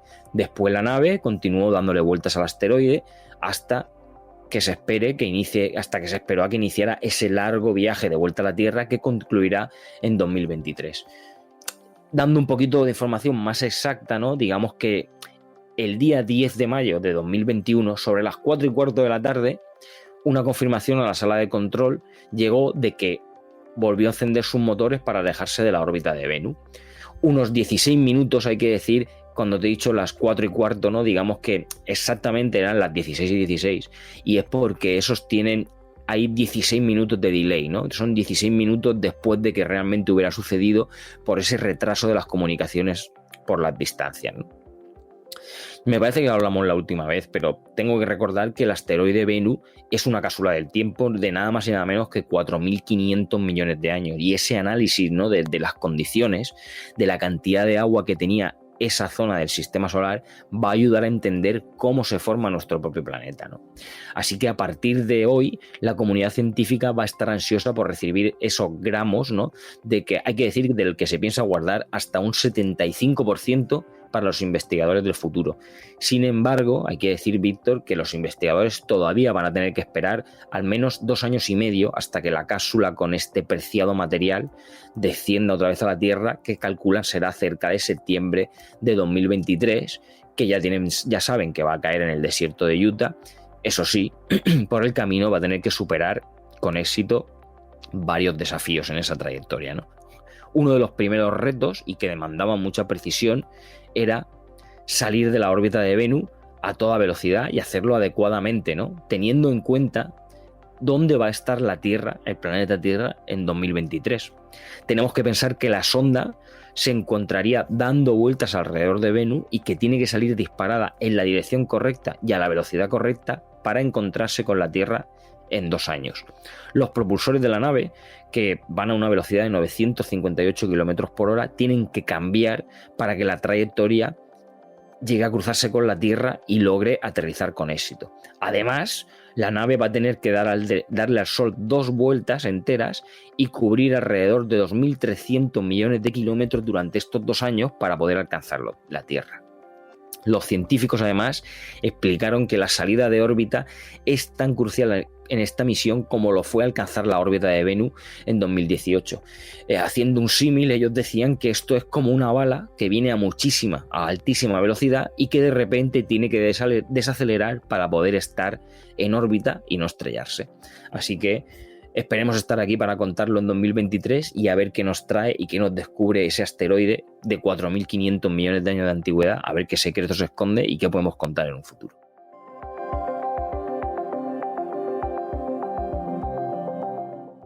Y la cuarta y última noticia va a tratar sobre un pequeño dinosaurio muy diminuto que es raro porque cazaba en la oscuridad, al contrario que todos los demás dinosaurios. Y este dinosaurio pequeñito y diminuto se llama Shibuya. Háblanos de este dinosaurio, Javier. ¿Cómo han conseguido averiguar que este era el único, o por lo menos conocido, que cazaba en la oscuridad? Sí, o por lo menos uno de esos primeros depredadores nocturnos, ¿no? Uh-huh. Recientemente hemos tenido un estudio en el que ha revelado al primer dinosaurio carnívoro que vivió hace más de 65 millones de años. Este descubrimiento, como no podía ser de otra forma, ha asombrado a la comunidad científica y se ha detallado, entre otras características, que tenía visión nocturna y un oído extraordinario. Por eso se ha considerado como el que fue uno de los primeros depredadores nocturnos. El descubrimiento que arrojó este dinosaurio, que además vivió en el desierto del Gobi, entre Mongolia y China, y por eso ha recibido ese nombre de Shibuya Deserti, y que las medidas, como bien has dicho, Víctor, son de 60 centímetros de longitud y que podemos pensar que pesaba una cantidad muy parecida a lo que podría pesar un gato doméstico. No sé más o menos cuánto que puede pesar un gato doméstico, 10, 12 kilos, por ahí puede andar, ¿no? Además, ser un animal bípedo con las patas traseras muy largas y extremidades muy cortas y con unas garras grandes que le permitían excavar. Digamos que es un animal tan extraño que los paleontólogos se preguntaban desde hacía mucho tiempo qué era lo que realmente hacía, o por lo menos se lo preguntaba Roger Benson de la Universidad de Oxford. Asimismo, él añadió que al examinar los restos fósiles del animal y al comparar la estructura de sus ojos y oídos con la de los animales modernos, encontraron que su percepción audiovisual es muy similar a la de una lechuza. Así que en ese sentido se subrayó que esto hace que se distinga de la mayoría de los dinosaurios carnívoros, ¿no? Que regularmente, hay que decir, Víctor, que tenían buen oído, pero que la visión estaba adaptada para cazar de día. Así que es importante señalar que dicho estudio, que ha sido publicado en la revista Science y es la primera vez que se documenta a un dinosaurio terópodo de estas asombrosas características, ha traído de cabeza a todos los científicos, ¿no? Porque es muy posible que Shibuya corriera por el desierto, sobre todo por la noche, usando esa increíble audición que tenía y esa visión nocturna para rastrear pequeñas presas como podrían ser mamíferos que tenían vida nocturna, lagartijas o incluso insectos, ¿no? Y que con esas largas patas podría alcanzar rápidamente a esas presas y usar las patas delanteras para poder excavar y extraer presas que estuvieran en cualquier tipo de refugio como una madriguera. Si la gente le echa un vistazo, puede buscar el nombre por internet y verá la fotografía. Realmente a mí me recuerda mucho a esas aves extrañas que son los kiwis. Lo que pasa que con una especie, porque al final solo tenemos el esqueleto y lo demás es recreado, ¿no? Y digamos que tiene esa especie de pájaro, esos kiwis me recuerdan mucho a este animal tan asombroso, uno de los primeros cazadores nocturnos y que además estaba preparado para ello. Así es que nada, vamos a esperar a ver qué más nos cuentan, porque cada vez que encontramos un dinosaurio nuevo es una maravilla. Y tanto, Javier, y tanto, ¿cuánto nos queda de aprender de estos pequeños animalillos de hace 65 millones de años? Bueno, algunos nos quedan todavía por aquí, no de hace tanto, la verdad, o en teoría no, porque bueno, hay muchas leyendas, ¿no? Hemos hablado alguna vez del Mokelemembe, que dicen que es un dinosaurio que hay en unos ríos de África, una zona de África más concretamente. Y como te digo eso, podemos hablar del celacanto, que es verdad que no tiene 65 millones de años, pero tiene muchos años, la verdad, de tal. O incluso, venga, va, me voy a la piscina, aunque me van a llevar palos, el megalodón. ¿Cuánto me gustaría que ese bicho todavía siguiera existiendo? Fíjate, Javier, ese es uno de mis animales prehistóricos favoritos y cuánto me encantaría. Y sabes, sobre todo, todavía albergo alguna esperanza de que a lo mejor algún día nos sorprendamos. Me cuesta mucho creer que eso exista, porque creo que ya lo habríamos visto, pero bueno, escucha, el mar, siempre lo hemos dicho, el océano o las profundidades oceánicas es quizás lo que menos hemos investigado. Incluso, como hemos dicho, sabemos mucho más casi del espacio que de las profundidades del océano. Y fíjate que, no sé si recuerdo, y fíjate que a lo mejor me equivoco en el tiempo, pero creo que en las Islas Canarias encontraron un diente de megalodón de tan solo 1000 años. Y eso es hace nada, eso es ayer. Hablando siempre, obviamente, cronológicamente, ¿eh? Sí, la verdad es que cuando muchas veces todos estos animales que han nombrado ya rozamos, son críptidos. Al final es criptozoología, ¿no? Porque muchos de ellos solamente han quedado en la leyenda. Que todo está basado, sí que es verdad que luego hay algunos que se ha demostrado que todavía existían, ¿no? Como el celacanto, que se le creía extinto y todo ese tipo de cosas, pero al final la mayoría de ellos vienen de leyendas, y que hay que decir que porque vengan de leyendas no significa que sean menos creíbles. Todas las leyendas vienen de algo que ha sido real o que ha sido parecido, ¿no? Y sí, al final es como todo, ¿no? Conforme vamos avanzando en la tecnología, vamos descubriendo más cosas, y al final, como bien has dicho también, el mar, ya lo hemos hablado aquí también alguna vez en algún programa, cuando tenemos esta pequeña conversación al final de las noticias tú y yo, y es que el mar es el gran desconocido, ¿no? Tú piensas toda la cantidad de agua que tenemos, a qué profundidades no podemos ir, o sea, has hecho bien en compararlo, porque también lo hemos dicho alguna vez que otra, cuando vamos a salir al espacio, nos estamos planteando llegar a Marte cuando no podemos bajar a unos pocos miles de metros, ¿no? Entonces, ¿qué nos encontraremos ahí abajo alguna vez? Pues oye, siempre que va a quedar la esperanza, aunque suene aterrador, ¿no? De que cualquier tipo de esto de animal, como bien has dicho el megalodón, a lo mejor a unas profundidades absurdas todavía pueda estar.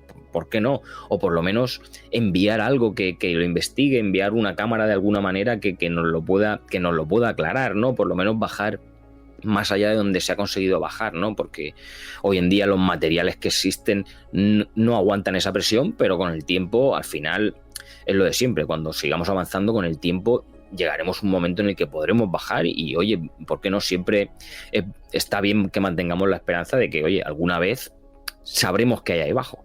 De hecho, Javier, hace bien poquito ha habido un submarino, vamos, que ha bajado, juraría, el segundo punto más profundo de la Tierra, que está también ahí, además, en las fosas de las Marianas, y casualmente era un español, uno de los que iba en ese submarino, y lo grabaron todo y se tiraron, juraría que como 12 horas para bajar aproximadamente. Y creo que ha sido, no sé si ha sido en el mes de mayo o finales de abril, pero por ahí anda, Pues sí, para que veas. Entonces es lo que estamos hablando. No lo conozco con exactitud y no sé tampoco la profundidad que ha bajado, pero al final es lo que te digo. O sea, por mucho que haya bajado, no es una profundidad, seguro que no será una profundidad suficiente como para poder encontrar sin un espécimen vivo de uno de estos animales que hablamos de, ahora que seguimos hablando del mar, ¿no? Estamos hablando del megalodón. Pero ¿por qué no los restos, no? Sí. Para poder encontrar los restos hay que bajar muchísimo más abajo, seguro, de lo que ha llegado este submarino. Ya te digo, yo espero que con el tiempo, si no con gente a bordo, porque a lo mejor es un poco más complicado, sí, cuando hablemos de drones, ¿no? O de robots, o no sé cómo lo llaman, cuando es por bajo el agua, ¿no? Estos drones submarinos, como ya te digo, no conozco el nombre técnico, pero yo confío que en el tiempo sí que llegará un momento en el que veremos, tú imagínate, ¿no? Ver lo que es el suelo, ¿no? El final de la fosa de las Marianas, o sea, lo que hay al fondo. Eso tiene que ser espectacular. Desde luego que sí. Mira, Javier, me parece que bajaron 10.600 metros, O sea, no es poco, ya te digo. Pero bueno, que hablamos del tema del megalodón. El megalodón es un animal que a día de hoy se sabe que existió. Ese no forma parte de una leyenda porque se han encontrado dientes, se han encontrado fósiles y demás. Sí, hay una quijada entera en un museo. Efectivamente, y es original, que no es una recreación. Entonces, ajá, al final, y es lo que tú dices, o sea, que se mete una persona dentro de esa quijada. Entonces imagínate, ¿no?, el tamaño que tenía eso. Pero que sí. Oye, quién sabe, también queríamos al calamar gigante, un animal extinto de leyenda, en 20.000 de agua de viaje submarino, y ahí está. Además, no muy lejos, ¿no? En las costas asturianas han encontrado alguno, así que... Pero bueno, y encima era cría, y eran como 14-15 metros, y era una cría, o sea que no me quiero imaginar cómo son papá y mamá. En fin, Javier, bueno, pues nada, como siempre digo, pues noticias muy interesantes, muy variadas y me encantan, así que nada, Javier, que te deseo una muy buena semana y bueno, pues nos vemos en el próximo programa. Claro que sí, Víctor, un abrazo para ti y todos los oyentes y la semana que viene aquí estaremos. Muy bien, un abrazo, cuídate.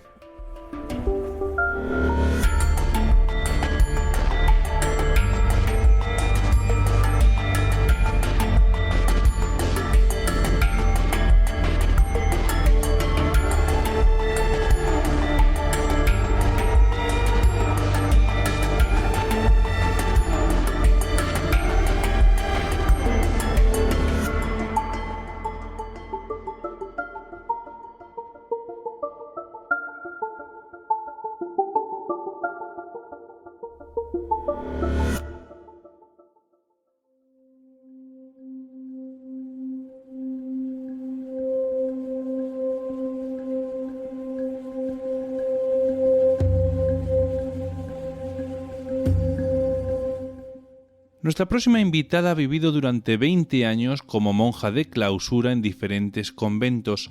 Hoy en día trabaja en una inmobiliaria y asegura ser feliz viviendo su vocación en libertad. Entró siendo una jovencita con apenas 20 años y cuando salió lo hizo con una depresión tras sufrir abusos y malos tratos, como lo relata en su libro Cuidemos la vida consagrada, de la editorial Círculo Rojo. Y su autora es Hortensia López, que es quien nos va a hablar hoy de cómo vivió esos 20 largos y eternos años.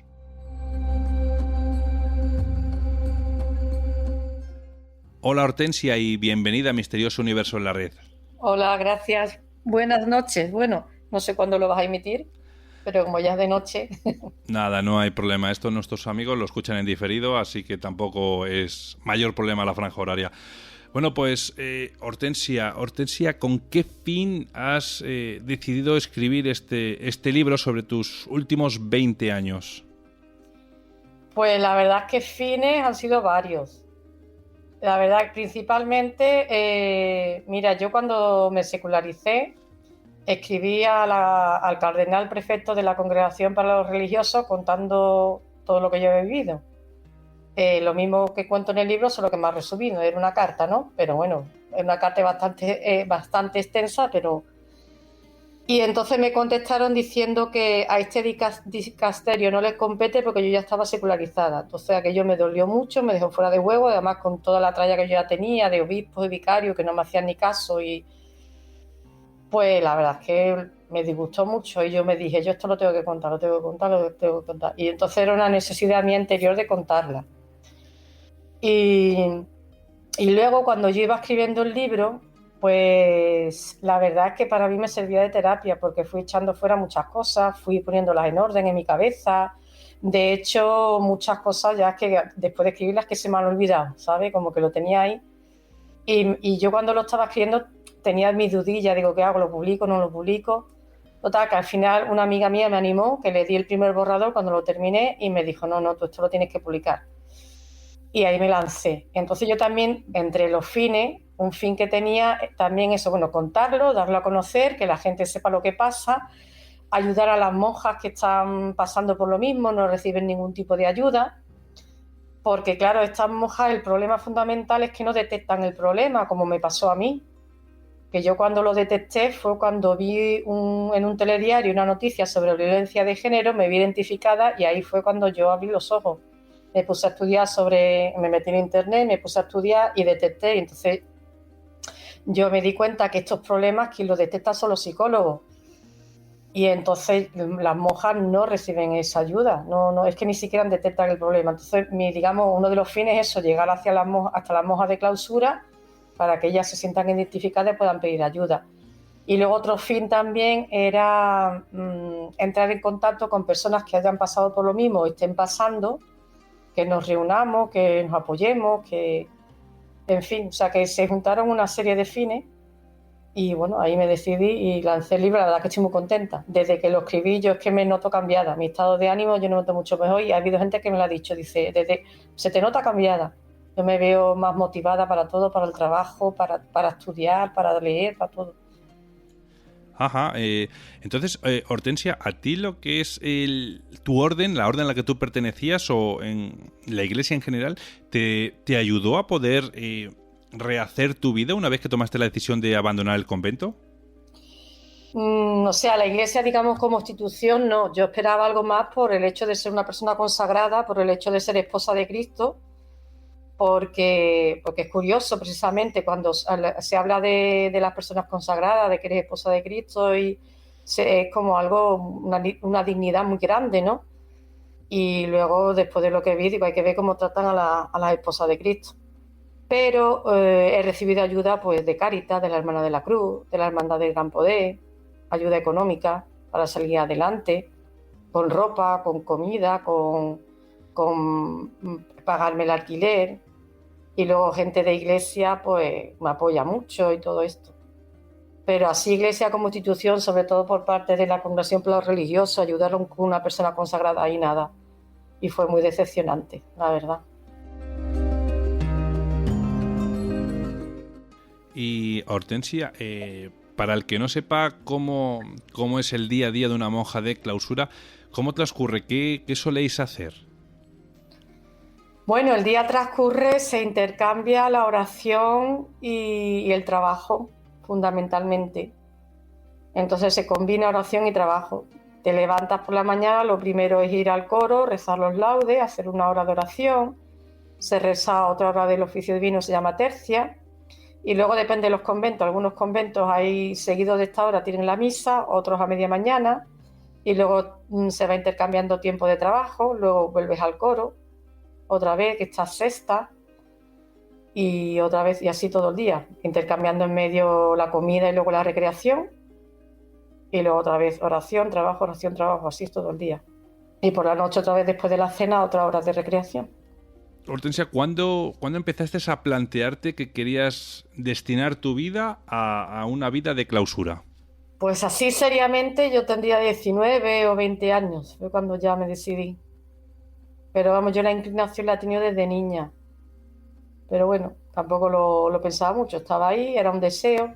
También la edad va buscando distintas cosas. Yo también a veces pensaba en casarme, luego estudiaba mi carrera. En fin, que fueron muchas cosas las que, bueno, es que a esa edad te plantean muchas cosas, ¿no? Y ya con 19, 20 años fue cuando me decidí. ¿Y cuál fue tu primera impresión nada más empezar tu vida como monja de clausura?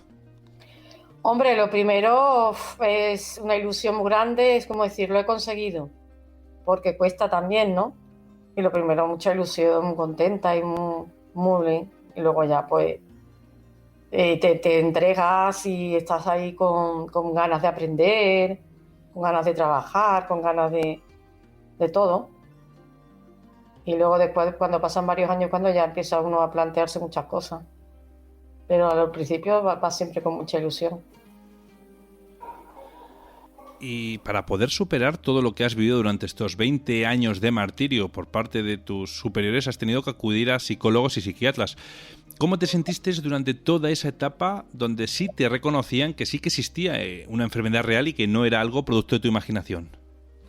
¿Cómo me sentía, me dices? Pues al principio esperanzada, contenta de encontrar la solución, contenta de encontrar algo lógico, digamos. Yo recuerdo cuando empecé a ir a la consulta del psiquiatra, yo decía, oye, es que aquí hay mucho sentido común, mucha lógica que no me encuentro en el convento. Y nada, eso fue... Y luego recibí mucha ayuda, claro. ¿Y qué tipo de abusos sufriste tú durante tu estancia allí en el convento? Bueno, abuso de autoridad, de que estaba súper controlada, súper controlada, hasta la mente te querían controlar prácticamente. Y pues una serie de cosas, pues que controlaban el correo, el locutorio, el teléfono, yo qué sé, todo lo que hacía, lo que pensaba, era muy duro. Vamos, no sé, en el libro cuento algunos abusos de autoridad, por ejemplo, cuando tenías que votar y la priora te daba la papeleta, no podías votar lo que tú quisieras, o la confesión, pero eso yo creo que fue un extremo de la primera priora que tuve, de la Madre Felisa, que digo en el libro, que me quería controlar hasta la confesión porque estaba obsesionada conmigo y quería que hablara mal de las monjas, y cuando salía del confesionario me estaba esperando. O sea, una serie de cosas que no. Bueno, y los médicos, no digamos nada. Pero eso sí que lo he visto yo en varias prioras. Eso es, aquí mando yo en el médico y te controlan todo. Cuanto que llegas al convento tienes que contar por pelos y señales todo lo que te ha dicho el médico, y ahora la priora te dice, sí, esto lo haga, esto no lo haga. Digo, bueno, aquí tengo que obedecer al médico. No, aquí mando yo y aquí tiene que hacer lo que yo diga, no lo que diga el médico. Y hasta pretende cambiar el tratamiento de un médico. Cosas absurdas, pero es que ahora que lo ves a distancia, todavía es que hasta me río. Cuando estaba allí era una lucha. Porque no es que yo diga que yo no me diera cuenta, ¿sabes? Que podía darse, que hay monjas que yo veía que estaban hasta sugestionadas por la priora. Pero es una lucha, ¿no? Decir, bueno, ¿y esto cómo lo arreglo yo? Pero bueno. Y dejando aparte, claro, esa monja priora no tenía obviamente conocimientos de medicina ni de lejos. Ni de lejos, nada. Ni tenía por qué tenerlo. La priora no tiene que tener conocimiento de nada. El gobierno es otra cosa. Si el médico dice que tiene que hacer esto, pues la priora lo que tiene que hacer, ayudar y colaborar a seguir las normas del médico, ¿no? Así debiera de ser, o así por lo menos lo entiendo yo. Hortensia, ¿y había otras monjas que sufrían la misma situación que tú o era algo en particular contra ti? Bueno, vamos a ver, los abusos de autoridad, todas en conjunto, porque era una mentalidad dictatorial. Lo que pasa que, por ejemplo, la madre Felisa en concreto es que se obsesionó conmigo. Tenía un problema obsesivo muy fuerte. Pero bueno, ella su forma de gobierno era con todas. Yo recuerdo una monja, que lo cuento en mi libro, no recuerdo el nombre que le he puesto en el libro, es que no quiero dar los nombres reales, pero una monja con la que yo hablaba, ella también sufría por parte de la priora y ella se rebelaba mucho. Pero claro, era considerada la monja rebelde, la monja desobediente. Y claro, esta monja tenía la dificultad de que era medio analfabeta, pero era muy inteligente. Pero claro, mal se sabía defender.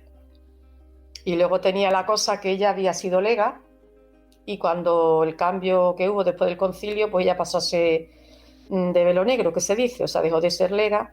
Entonces se notaba por lo que decía que había sufrido muchas humillaciones cuando fue lega. Entonces estaba acostumbrada a esa situación, ¿no? Sí, bueno, nos reímos. No parece una película, pero es que es verdad. A ver, normal. A lo largo de esos 20 años, ¿te has arrepentido en algún momento de haber elegido ese estilo de vida? No me he arrepentido. La verdad es que no. Además que yo soy una persona que no me arrepiento nunca del pasado. Las cosas son como son y ya está. ¿Para qué te vas a comer coco? Y aún así. Además que yo siempre soy una persona trabajadora y luchadora por mejorar las cosas, Entonces yo no me arrepiento. Que luego hubo un momento, claro, es que ella tenía más poder que yo. Me pisó, bueno, ¿y qué? Yo soy súper feliz, como dice Jesús. No tengáis miedo a lo que puede matar el cuerpo, que no puede matar el alma. A mí me han hecho mucho daño, pero ya está. Pero mi alma sigue siendo igual. No me han podido quitar la fe, no me han podido hacer nada. Más que es curioso, porque todo lo que me han hecho, vale, pero a mí nunca en la vida ningún sacerdote me ha negado ni la comunión ni la absolución. Entonces, ¿qué? Luego me hicieron la vida imposible para que me marchara. Me presionaron para que me secularizara, ¿vale? Pero a mí nunca nadie me ha denunciado en Roma, me ha abierto un expediente por mal comportamiento. Con lo cual ahí, que eso es lo que vale. Entonces, que pues mucho odio, mucha envidia, muchas cosas que pasan en la vida, pero a mí mi alma no me la han tocado, vamos. Cuando te presionaban para que te secularizaras, ¿qué lo hacían? ¿Para quitarte del medio realmente? O sea, ¿para quitarse un problema? Claro, evidentemente. Es para quitarse un problema del medio. O sea, que en vez de ahondar a buscar una solución, prefirieron apartarte. Claro, es lo cómodo. Ya. Es lo cómodo. Vaya. Y es increíble, la verdad, que después de todo lo que has vivido y has sufrido, todavía a día de hoy sigas creyendo en Dios. No sé si es increíble o no, porque tú date cuenta que una cosa es el comportamiento de las personas y otra cosa es, digamos, la doctrina, ¿no? Digamos que Jesús está en la Eucaristía igual. Porque haya gente mala en la iglesia y fuera de la iglesia, donde sea, Dios no deja de ser el creador de cielo y tierra, Dios no deja de estar en la Eucaristía, no deja de ser las verdades de la fe, es que no deja de estar ahí. Otra cosa es que me duela, no te digo tampoco que yo siempre he estado en este estado de ánimo, ¿eh? Que yo cuando caí en una depresión tan profunda, yo me planteé muchas cosas, nunca perdí la fe, pero yo me enrabietaba mucho con Dios, mucho. Pero bueno, es que tú lo piensas y es que no es lo mismo, ¿no? Pues sí. Oye, y en los 3 conventos en los que estuviste, ¿sufriste también este tipo de abuso dictatorial que llamas por parte de la monja priora? No, en el de Écija no. Ahí era justo lo contrario. Por eso a mí eso me ayudó mucho a pensar. Y cuando fui al 3er convento me encontré otra vez... Es que yo, por ejemplo, cuando fui a Écija y me encontré otra situación, me sentí liberada. Y yo creía que en el primer convento en el que estuve era un error de ese convento y para mí era como que yo empezaba a solucionar mis problemas y como que se me abría ya por fin, que era el fin del túnel, ¿no? Entonces aquel convento se tuvo que cerrar porque éramos muy pocas, no había ni para comer y bueno, muchos problemas de ese tipo. Entonces buscamos una solución y la comunidad a la que yo fui, el 3er convento, nos proponían que fuéramos todas, éramos 6, que nos fuéramos las 6 con ellas. Total, que había monjas que no querían, total, que al final la novicia tenía muchas ganas y total, decidimos irnos las dos. Estuvimos esperando hasta el final con la ilusión de que la priora iba a decir que sí, que todas iban a arrancar al ver que nosotros nos íbamos. Total, que una monja se fue a otro convento de Toledo y ahí, bueno, Entonces yo como que pensaba que iba hacia adelante y cuando fui al tercer convento y me encontré con una situación muy similar que el primero, me quedé, que no me lo esperaba. Es que no me lo esperaba. Y claro, el hecho de que en el segundo convento no se viviera así, pues me hacía pensar, digo, ¿puede existir una vida religiosa sin dictadura? Es que puede existir, y de hecho se da. Lo que pasa que, bueno, que estos conventos del 90 están equivocados y ya está. Que tienen una mentalidad que no.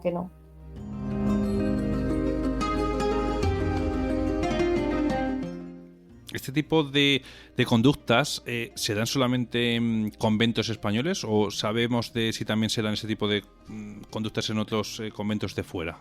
Yo no lo sé, la verdad, no lo sé. Yo la verdad que al escribir mi libro han entrado en contacto conmigo sacerdotes incluso fuera de Sevilla. Uh-huh.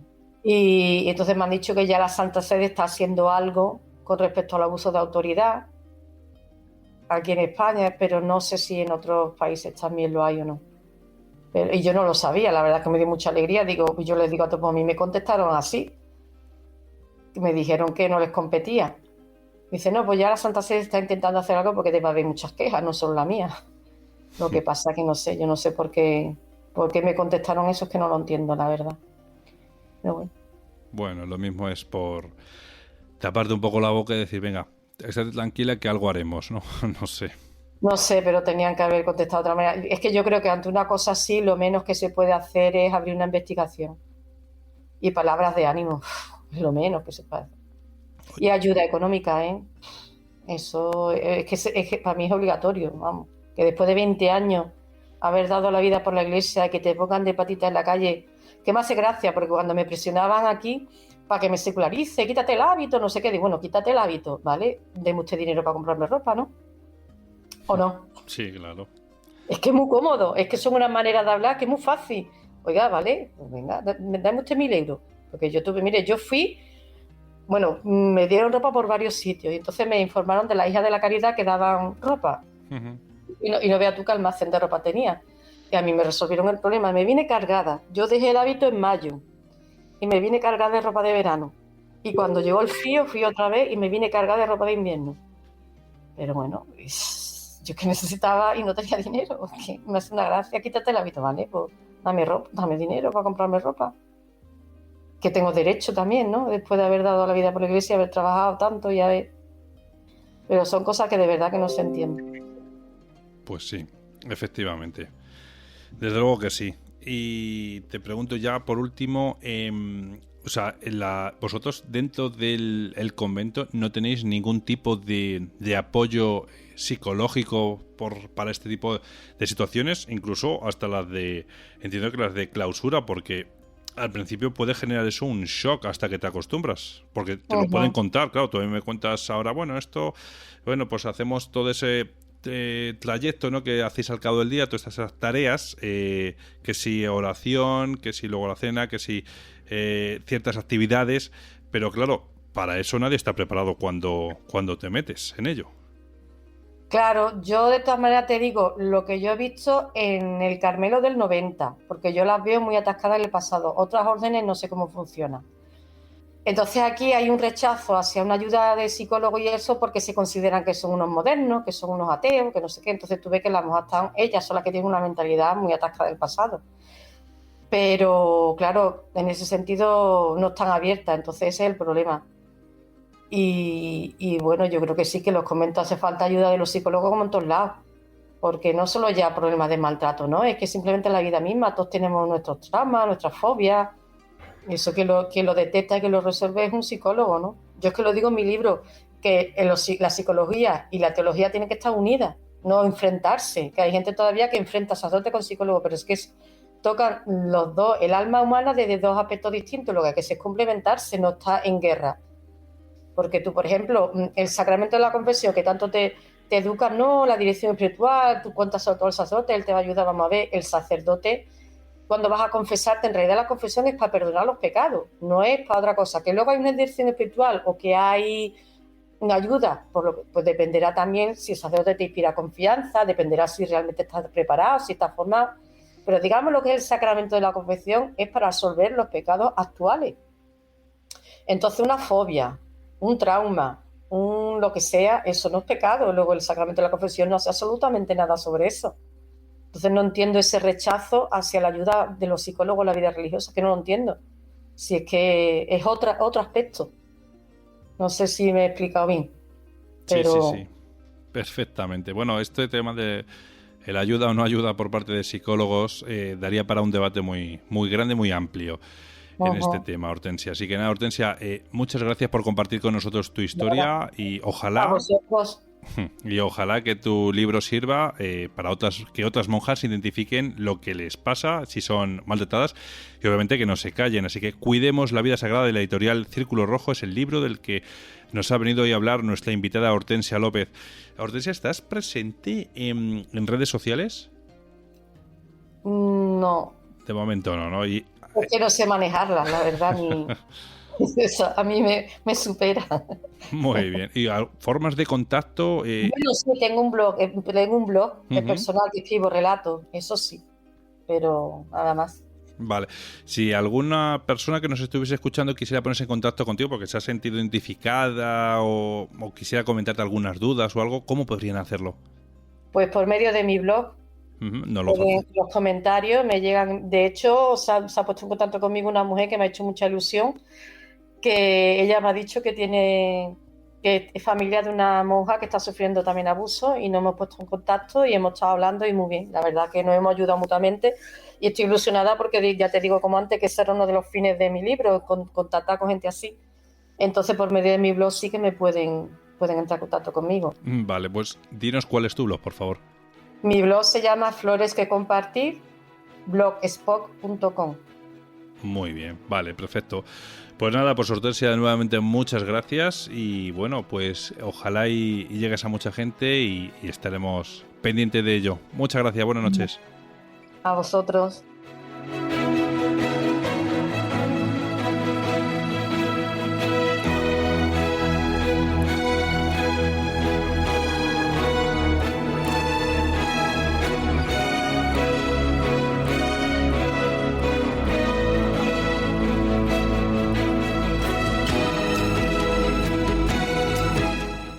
El programa de hoy ya se está acercando a su fase final y espero y deseo que hayáis disfrutado de él tanto como lo hemos hecho nosotros. Dentro de nada estaremos disfrutando de esas ansiadas vacaciones que llevamos unos meses esperando. Para algunos nos quedan semanas, para otros solo os quedan unos días. Bueno, pero sea como sea, perdóname que sea tan insistente, tenéis que recordar que el COVID sigue entre nosotros y que debemos de extremar las precauciones. Aún no estamos todos vacunados y hay veces que no somos conscientes del daño que podemos hacer a nuestros seres más queridos saltándonos estas pautas. Y recordar que este maldito virus no lo podemos llevar a nuestra casa y hacer daño a quienes más queremos.